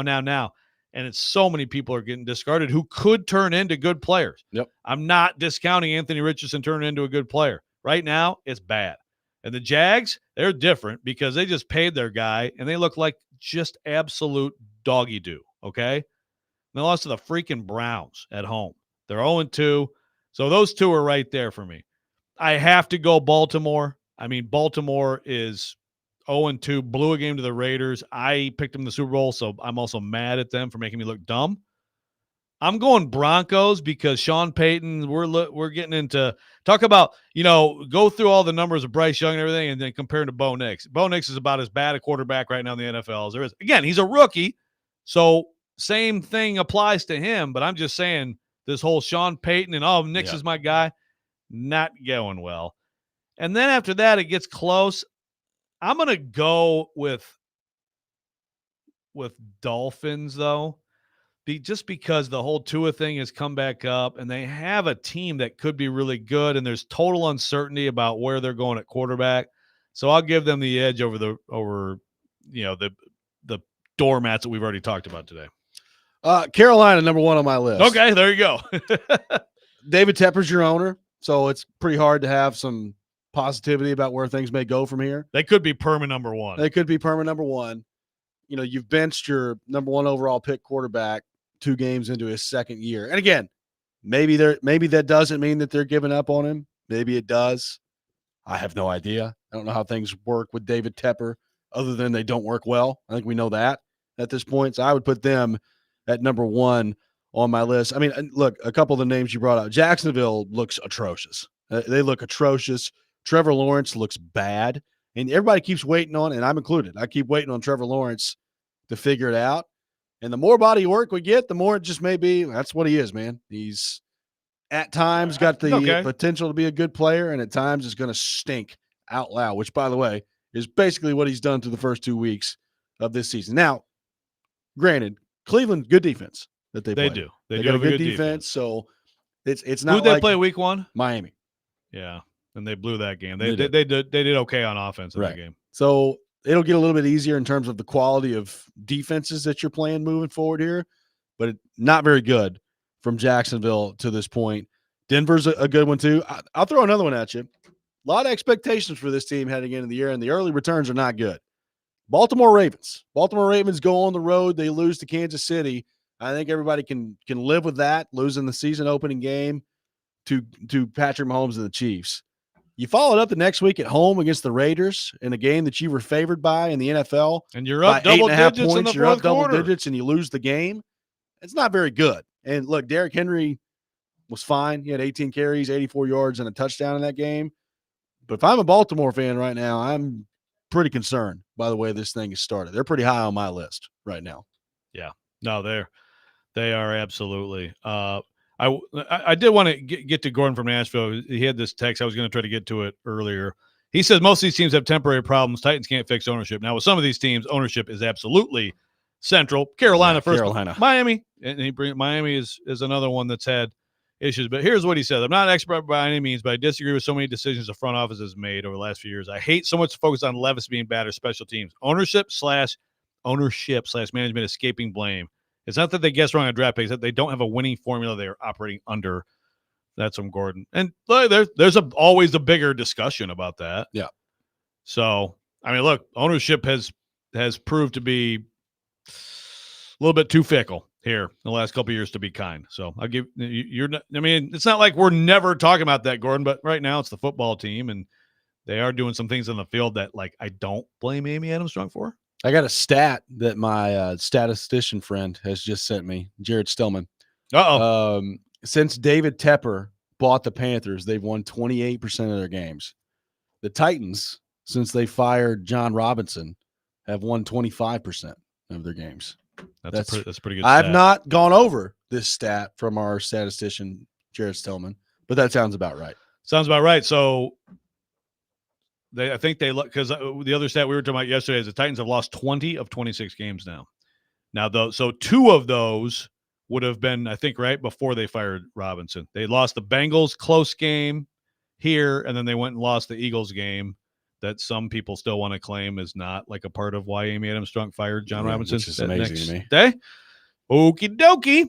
So, yeah, 20 of 26. That's a rough stretch for the Tennessee Titans. No doubt about it. So is that like some grand, indictment of Titans ownership? Not necessarily, but I mean, we've talked about this before. The decision to fire John Robinson when she did, probably not handled the best way. You've handled out contract extensions to Robinson and Vrabel, and both of them are gone basically like 2 calendar years later. Like, it's not a great look from the franchise as a whole. And it's early still, but they put all their eggs into the Will Levis basket. They went out and spent a ton of money this offseason, and the early returns are not good. So it's a bad run the Titans are in right now. We've seen some bad runs here before. The Wisenhunt years were lean, and I don't know that we're necessarily there, but 20 out of 26 games that you've lost is a brutal stretch. Right. Now, if you want to feel better about it, a lot of owners are idiots, okay? I'll say that over and over again. It feels good to say it. A lot of bumbling idiots who own sports teams, okay? Some rich people aren't very smart, but they can still hire good people, I mean, that's like they can still hire good people, and that happens. And Amy Adams-Strong may have hired, I don't know. It's way too early to make any judgment on Rand Carthon. You got Chad Brinker, who obviously has a prominent spot, and I think Brian Callahan, from a lot of things that we've seen, I think there's a lot to like. Obviously, the 0-2 is not to like. If they get to 0-3, the name that we're going to hear so much next week, right? Mason Rudolph? Well, there's that too. I was thinking Vrabel? Vrabel. Oh, yeah. We need someone who will tell these players to shut up and not express their opinion. I mean, it's so predictable. Well, the honeymoon doesn't last very long in unfathomable. this league. Sure. Of course not. So, but like ownership, go around through this again. Tepper, yes, awful. Miami's ownership is awful. The Baltimore they're going to be fine. They're a miserable team right now, but like they have good ownership consistently. I mean, the Jags, the Colts, can't stand Stan Kroenke, but he does what he does. But there's plenty of objectionable ownership. And by the way, I'm a miserable fan bases. I have a coming soon attraction, Robbie. Get ready for the Detroit Lions to get on that list. But we'll just give it a little more time. Oh, boy. Yeah, their offense. I didn't see what happened. Crap. But I saw Dan Campbell get up on the podium again and basically start crying about how he lost the game for his team. So, well, yeah, they blew it in the end of the first half where you get 3 points. But 6 trips in the red zone, No touchdowns. First time since 1981 when I was a very young fan. I remember Gary Danielson was quarterbacking. Yeah, that sounds about right. Coming soon, Lions misery. There was more of that Dan Campbell. Look at him. He's up there showing emotion. Players coach. Players love that guy. Sure. Look, man, as much as I like to rip Dan Campbell at times, the Applebee's commercials are winners. They are. I can't get mad at the guy. 615-737-1025. We'll take more of your thoughts on the Titans. We've gone through who's feeling the worst, who's feeling the best in the NFL right now. We'll get more into that coming up next as well. Robby and Rexrode, 1025, 1063, the game.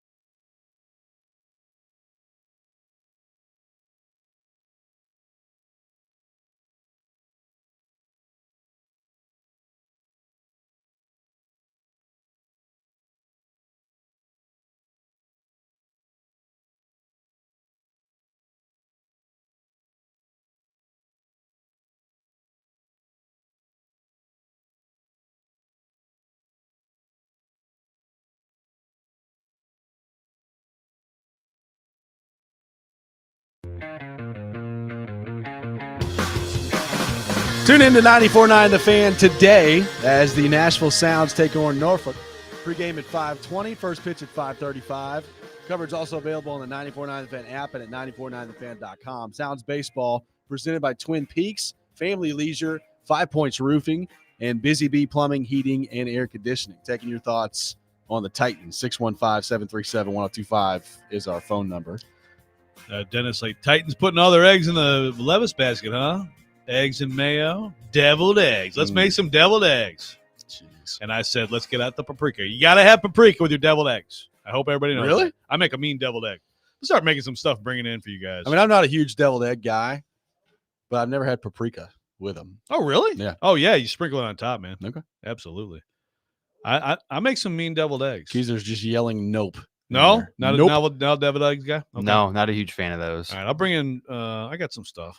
Eggs are meant to be scrambled. I made some balsamic chicken last week. Made it some sandwiches with some ranch and pickles on it. I told you Pretty this story strong, off man. the air, but showing up to Lambeau Field, we get in this nice tailgate area. And the first thing I see is this dude going through the line, getting some brats and just dousing them with ketchup. You're the first person I thought of. I was like, Rexrode would be just sick. In the state of Wisconsin. Yeah.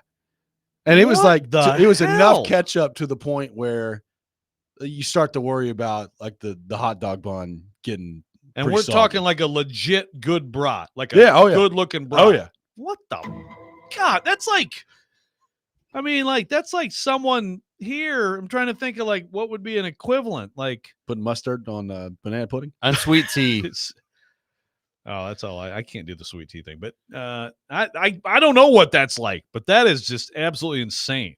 Someone in Wisconsin putting ketchup on a brat had to be someone from out, like, it had to be someone from here Yeah. going up there. Must be. Just like someone up there comes down here and hates banana pudding. Starts messing around with all the stuff down here. God. So we've gone through the teams that not feeling great 2 weeks into the season. What about on the flip side of things? Who are the teams that are feeling the best? I mean, it'd be hard to start this list without putting Kansas City at number one because they won back-to-back Super Bowls, are now 2-0, and half the league thinks that all the refs are out to help them too. So there's that. Yeah, I too. saw So that. if you got the refs on your side, Yeah, I saw that Feeling pretty good? stat. Like what, 50 some Mahomes picks have been called back. So that's a heck of a stat. I mean, if you're complaining the other day, you're a Bengals fan. The guy blasted him in the back before the ball got there. He did. It's not. he's never going to catch that it's not pass, a- but it was Probably a bad not, call. but it was a like bad play by the technically DJ. catchable. Yeah. I mean, it's. I don't have them because they haven't looked great. Also, Pacheco is now out. Yeah. I don't have them in my five. So my five are the surprise teams in the AFC South, the Saints and the Bucks. The Bucks went in Detroit. NFC. Oh, I say AFC. Sorry. Yes, my bad. Bucks went in Detroit and got that win. The Saints are absolutely. I mean, they got to be number one. They're absolutely reigning. They are. So I saw a great thing. I'm going to find this in a minute. I'll get to it. Steelers, to me, it hasn't been beautiful, but I kind of like what I'm seeing from Justin Fields. I mean, I'm going with Justin Fields if I'm them. It's not perfect, but he makes plays, and I think he's made some really good throws. I think the Bills would be in mind just because it's an encouraging start, for a team that there were definitely questions about. That's a prediction mine looks good as opposed to the Ravens. And then I got to go Harbs, man. The Chargers going to the Steelers this week is actually a pretty big freaking game all of a Yeah. sudden. And the Chargers are just, Harbs is out there talking about he wishes he could inject the genes from Justin Herbert into his own body and Yep. stuff. And, kind of weird stuff, Yeah. but they're pretty good. You got to be excited if you're a Chargers fan. No doubt. Harbaugh can coach the football. No doubt. Minnesota. I think you got to throw in the mix with Sammy D Yeah, I thought about playing that. the way he is. Shout out to Stilly. Big Sam Darnold guy. Looks good. Hey, man, for 2 I'm weeks. rooting for Sam D. I know Stilly sent us like a picture of Sam D. I'm rooting for him because I mean, we need Stilly every once in a while to have a good sports take. Yeah, we do. And I think, I'm skeptical. We'll see, but he's looking pretty good so far. Well, and then there's the Texans who are 2-0. Well, everybody else in their division is 0-2 and doesn't look very good. So if you're the Texans, probably feeling pretty nice about the spot you're in right now if Yeah. you're Houston. No doubt. And By the way, there are a couple plays that CJ Stroud made the other night where it was just like, good Lord. well, and plays that were incompletions Yeah. where he made throws and you're like, yeah, no, he's The difference in quarterback play from that guy to the rest of his division right now is a massive drop off. yes. Massive. It very much is. So they got to be feeling great. That game was probably uglier and closer than they would have wanted, especially as poorly as Caleb Williams played. You could put the Bears on the misery list if you want to, also, because of all the excitement about Caleb Williams. They're lucky to have a win, as everybody here knows. But I actually thought he played a little better second game. So the Titans didn't make your top 7 of miserable fan bases. No, I mean, they're right there, but I just feel like expectations are a lot higher for like the Rams, for example. They're not supposed to go out and get destroyed by the Cardinals. Obviously, the Baltimore expectation and the Jags and Colts expectations league wide are higher than the Titans. And again, they have more invested in their quarterbacks. If that's really going to go bad, again, like you said, Lawrence is fine. He'll be their quarterback. He's pretty good sometimes. It's just a bigger deal to me if Anthony Richardson's going to bust than if Will Levis does. I would agree with that. I still think too, though, like the Richardson part of this, he's played 7 games at this point, or 6. I think number 6. So he's played 6 games. Super early at this point. So it's super early on him. Again, he did not look good the other day. Every now and then he'll make a throw where you're just like, wow. Okay. Like week 1, the throw he made down the field, there are very few people that can make that play. So I think that's kind of what you hang your hat on if you're Shane Steichen, if you're the Colts, is, all right, this is going to be a bit of a bumpy process to get him to where we need to get him to. But the talent is at such a substantial level that you hope that the payoff is there at the end. Will Levis, I think we would all agree, is talented. I don't think that he's Anthony Richardson talented, but he's talented.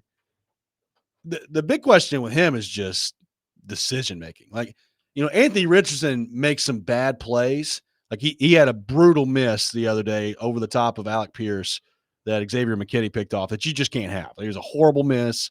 It was in the red zone. Like you can't throw interceptions that way. And that's not good. But I'd rather have that, like a quarterback just missing, than just making stupid decisions left and right. And that's what Titans fans are seeing right now with Will Levis. And that's the part that worries me to death moving forward. Is the one time, I said this earlier in the show, the one-time thing in week 1, I'm not giving him a pass on it, but you think to yourself, all right, he'll never do something like that again.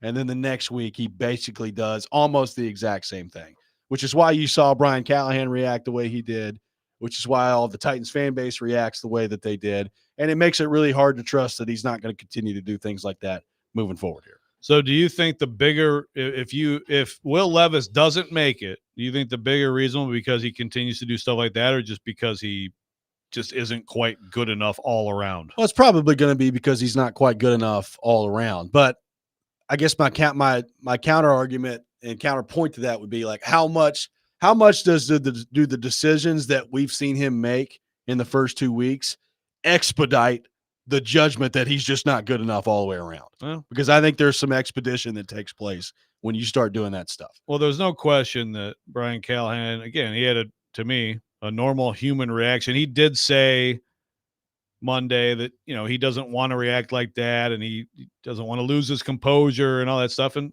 that's fine, but I get it in that moment. So how much, again, he knows it's 2 plays, but he said after the first game, you don't know a lot of things until you see someone playing a game. So that's a big part of the question with that is, like Callahan said this week, I have full faith in him. He played better. I would agree with him that overall he played better in the second game. I think that's definitely true. But how much of his belief or hope or faith is being chipped away by those 2 plays? He definitely has to stop. That has to stop, and then we can get to, okay, can he consistently be good enough? Also, I'll throw in there, at some point this year, are they going to protect him, or are they not? Right. Like that's the kind of the underlying part of this too. But again, like if he doesn't make those 2 plays, then we're probably talking more about that, right? We're probably talking more about the protection just not holding up at a level that you can sustain good quarterback in the league, in good quarterback play in this league, which, by the way, I think is true. Like if the Titans offensive line as a whole is as bad protecting the passers they've been the first 2 weeks, then you're going to find very few quarterbacks in the league that actually have a good chance to thrive under those circumstances. But the problem is your quarterback has made 2 boneheaded mistakes that just totally overshadow that through 2 weeks. And I do think you're right. I think it's a good point you bring up of maybe we are a little desensitized to that around here because this is now the 3rd year, or at least the beginnings of the 3rd year, where offensive line play hasn't just been bad, it's been atrocious, like almost as bad as it gets. Pass protections, but Yeah. yeah, especially. Someone texted earlier. I've lost track of the text line, but Bill Callahan, worst offensive line coach in the NFL. Yeah. Worst. He is now the worst offensive line. It might be a little bit of an overreaction. Definitely, Titans need the Bill Callahan effect to start showing up here. No doubt. We got a lot of your thoughts to get to on the Titans. We'll roll through some of those coming up next. Robby and Rexrode, 102.5, 106.3 The Game.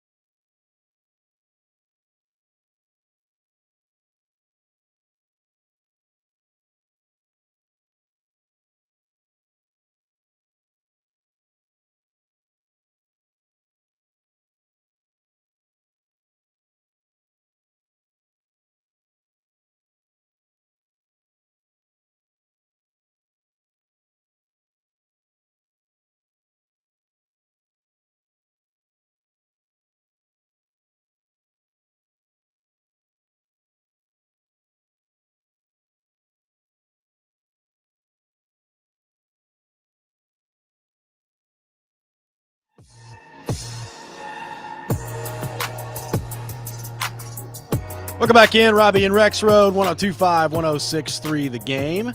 Live from our Busy Bee Plumbing, Heating, and Air Conditioning Game Nashville studios, home of the $99 yearly Beehive membership, where the buzz is always about great service. Taking your thoughts on our phone and text lines driven by WilsonCountyHyundai.com, 615-737-1025. We got some VIP tickets to give away to the Nashville Oktoberfest at the Bicentennial Capitol Mall State Park on Sunday, October the 6th, which includes, by the way, unlimited beer and wine served in the VIP area, a 2024 Glass 1 liter beer stein, and a whole lot more private seating, luxury bathrooms. Be caller number 5, 615-737-1025. 615-737-1025 will win a pair of VIP tickets to the Nashville Oktoberfest coming up on Sunday, October the 6th. A lot of people weighing in on the Titans right now.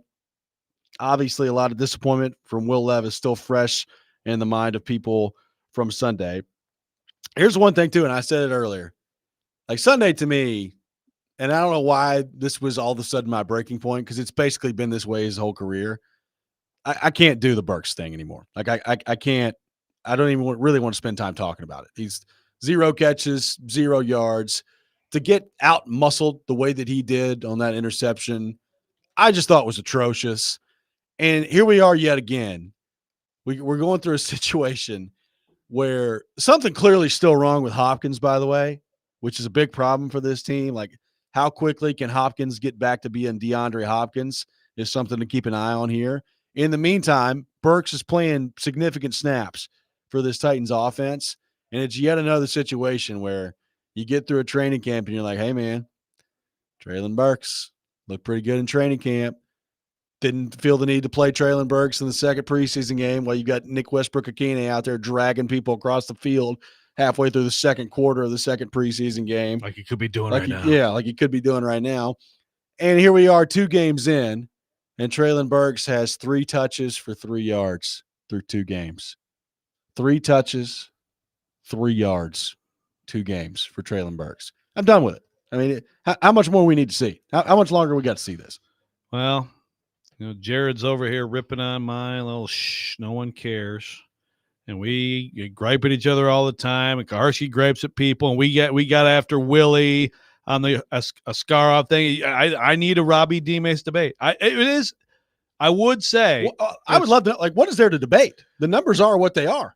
Well, right. But it was specifically what he was talking about and very passionately was that play from a receiver perspective. Okay. So it's worth a listen. I mean, in general, there's not much like defending, or at least there's not much reason to believe in Burks. Like that is a play, and I think D-Mace made some good points, and Levis could have thrown that ball better. I still absolutely believe that's a play that a guy with that profile, that's part of why you draft that guy for plays like that. 100%. He wins those plays, right? He wins those plays. Now, but again, that's a good debate. I'd like to hear the debate.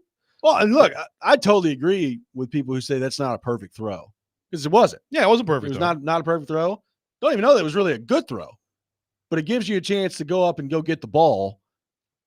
And I mean, the freeze frame in this is just unbelievable. Like, go back if you haven't seen it. Like, Burks is up, and he's in perfect position to make the play, and just doesn't do it. Like, it's mind numbing to me. And again, that play made me mad, but it's beyond even that. What do you have? 30 snaps the other day offensively? And you can't do better than 0 catches, 0 yards? Like, it's just the same old stuff with him. Do we know how many targets? I don't have that in front of me. I don't know the targets, but I mean, again, at some point, we had this discussion last year. Like, why are they not targeting Burks? Well, at some point, if they're not targeting you, doesn't that kind of tell you something too, that you're not getting targets with the ball? And then that play was for him. Yes. Callahan clarified that was his play, which is another. We need to, when we're watching the all-22, folks, if you see wide open receivers, if the first option is thrown to, it does not matter if somebody else is wide open. The first option was the right read, and it was for him. And so then when you get these rare opportunities, that you have to make the most of it, and he doesn't. So it'll be interesting if they feel the same way you do. He obviously has some talent, some things he can do that NWI can't do, but NWI, does he? Well, I think he's faster. Yeah, I think he's faster than NWI. He's certainly more, I was going to say more powerful, but again, we don't see it too much. He's bigger. He is bigger. He's got bigger There's body. there's no doubt about bigger that. body, and he's Yes. faster. But yeah, NWI is a better player. Yeah, clearly. So, I mean, it's mind-numbing to me that this continues to be a thing. but Hopkins needs to be. That's the answer. Is Hopkins? Did they de-emphasize him because he's still coming back? Right. Callahan did say yesterday he needs to call more stuff where he's the primary, but he does look to me like he's not 100%. I think that's what I hope. Like if he's not 100%, Yeah. that's what I'm hoping, and it's not. Oh, he's fine, and this is just kind of turned into what he is now. It's hard for me to believe that going from how effective he was last year to what is it? 2 catches for 17 yards in 2 games right now. it is part of the Titans' history, though. It is. The people falling off the shelf. That happens a lot here, especially at receiver. It does. It does. But hopefully this is just a case of the knee clearly still being a thing and it getting better as the season goes along. Now, I heard Kuharski talking about this yesterday. Is it going to get better? Like if he's playing on it every week, is it going to be something that lingers for a while? Which kind of makes you ask the question of, all right, if the knee's still a problem for him, then why did you play him in week 1? I agree. Why did you play him in week 2 if the knee's still a problem? Right. Yeah, I can't believe at his age, with his importance, that they're taking any risks with that going into a long season. So it had to have been medically, right? That's not like I don't see how Hopkins or the Titans or the medical people are going to. It's not like you're in a playoff game where it's like, well, let's put him out. Let's give it a shot, you know? Well, and he wasn't. I mean, he wasn't on the injury report last week. So it's not like, that he's been missing practice because of it. Like he wasn't on the injury report at all last week. Yeah. Titans better hope he's not cashed. Yeah, because I mean, if that's the case, number one, go back and check More out some of Traylon our Burks. takes about signing him to a contract extension before Yeah, the season. That's a good point. And Yeah. number 2, Like I said, do not sign that guy to an extension. I mean, I raised my hand. That sounds like a good idea. Do it. But if you're just hopeful that it's coming back from the injury because they need him. Like they need, it was good to see Ridley be as productive as he was in this game against the Jets, whether it was running the ball or catching the ball. But they need Hopkins to go along with that. They need every possible advantage this offense can get, particularly if the offensive line is going to be as bad as they've been through the first 2 weeks. Yeah. And look, they need like Boyd.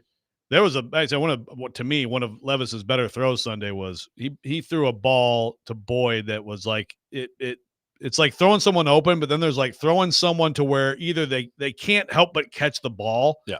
And it was a good play, but man, he was so rarely open against the Jets. I think the Jets, I still haven't seen the breakdown of Jets man versus zone, but it looked like a ton of man to me. And that's another thing with the Titans receivers. You kind of hope that, that beat a few of those. Yeah, right. And also that maybe you'd scare some teams a little bit, but it did not look that way. They didn't have DJ Reed. Yeah. Yeah. I mean, they need all the help they can get. And yet again, I know we're only 2 weeks into the 17-week season, but 2 weeks in a row, Joe, that they've just been hung up on 17 points. 17 points again. 17 points back to back. And it's just like, good Lord, are they ever going to break through and get to being like a relatively consistent team that can get into the mid to high 20s? I'm not even asking for 30s anymore. Give me to the mid to high 20s on a relatively consistent basis. Yeah, it's been the NFL has been depressed offensively so far, but the Titans, this goes back to when they were great offensive numbers in the NFL a couple years ago. So it's the losing is one thing, the hard to watch football. You're asking people to do that for a long period of time here. I heard from McEwen. Should the Titans just release everyone on their roster and just start all over? There's guys, hate to tell you guys this. You're all out of a job. We're getting a new team. It'd be interesting. The Titans would be the biggest story in the NFL. So if you want some more attention for this franchise, that is one way to do it. If they lose to Malik on Sunday, what happens? I'm with you that like someone will be fired. Now, I don't know who it'll be. Will it be like someone like like someone in marketing or something. Like I don't know, but like someone is going to pay with their job if they lose to Malik Willis and the Packers on Sunday. Rand, need you to come in my office. You let Malik Willis go, then he come waltzing back in there and beat us. Can't have that. You're fired. What about trading? What if it happens? Could they possibly trade Levis for Willis? I mean, maybe so. Get the give the Packers back like a 5th rounder for Malik Willis. Why not? Yeah, why not? We were wrong. If it was Malik all along. If Malik Willis comes in here and wins, and the Packers go to 2-0 with Malik Willis as their starting quarterback, what does that tell you about the Indianapolis Colts and the Tennessee Titans?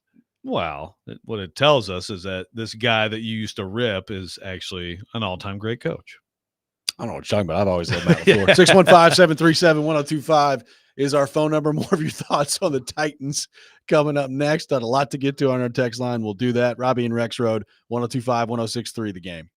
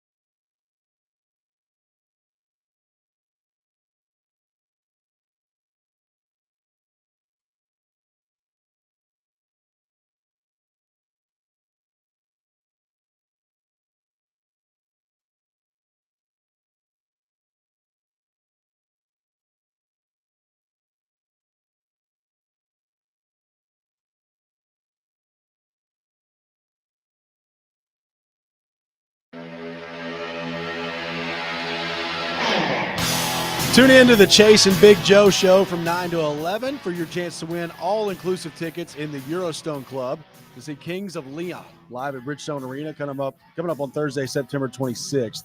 Contest presented by Green River Whiskey, Green River Distilling Company, Owensboro, Kentucky. Alcohol volume varies by product. Please drink responsibly. Welcome back in, Robby and Rexrode, taking your thoughts on the Tennessee Titans on the program. All right, so I got this number. I won't say it on the air, but I got it, and you got it too. I do. So understand, you put yourself on the record, sir or ma'am. Quote, if the Titans lose to the Packers starting Malik, I'll eat dog bleep out of a red Solo cup. Okay. We got you. Also, one to make. This person also called me the leader of the Boohoo Rudolph crew. So, I mean, I have an even more I think you probably reason are. to force you to chow on the poo. So be ready. We will track you down. I'm looking at the next gen stats chart for Malik Willis on Sunday for the Packers. According to my very quick calculations, he threw 10 of his 14 passes 10 yards or less. Here. And any of them over the middle at all? No. Yep, there you go. Zero. It's all to Over the, the side middle. and super short. Hey, man. Won a football game in the NFL. Congratulations. There's not one pass on this entire chart that went over the middle. It's all outside the numbers. I think it's awesome for Malik. I truly am happy for him because he's been a really good guy the whole time he was here. And I think he was classy. Gentry Esses wrote about him in the Tennessean today, and he handled it with class. And good for him. And wish him the best. And I think he's got a chance to have a long career as a backup in the NFL. The Tennessee Titans cannot lose to Malik Willis. Now seeing what they did last week, yeah, like you can't lose that game. You cannot give up more than 10 points to the Green Bay Packers. Well, I was trying to think, when is the last time that somebody in an NFL football game ran the ball 50 times and won the game? Yeah, that's a good point. Like when they had the Packers ran the ball 53 times on Sunday. That's a great question.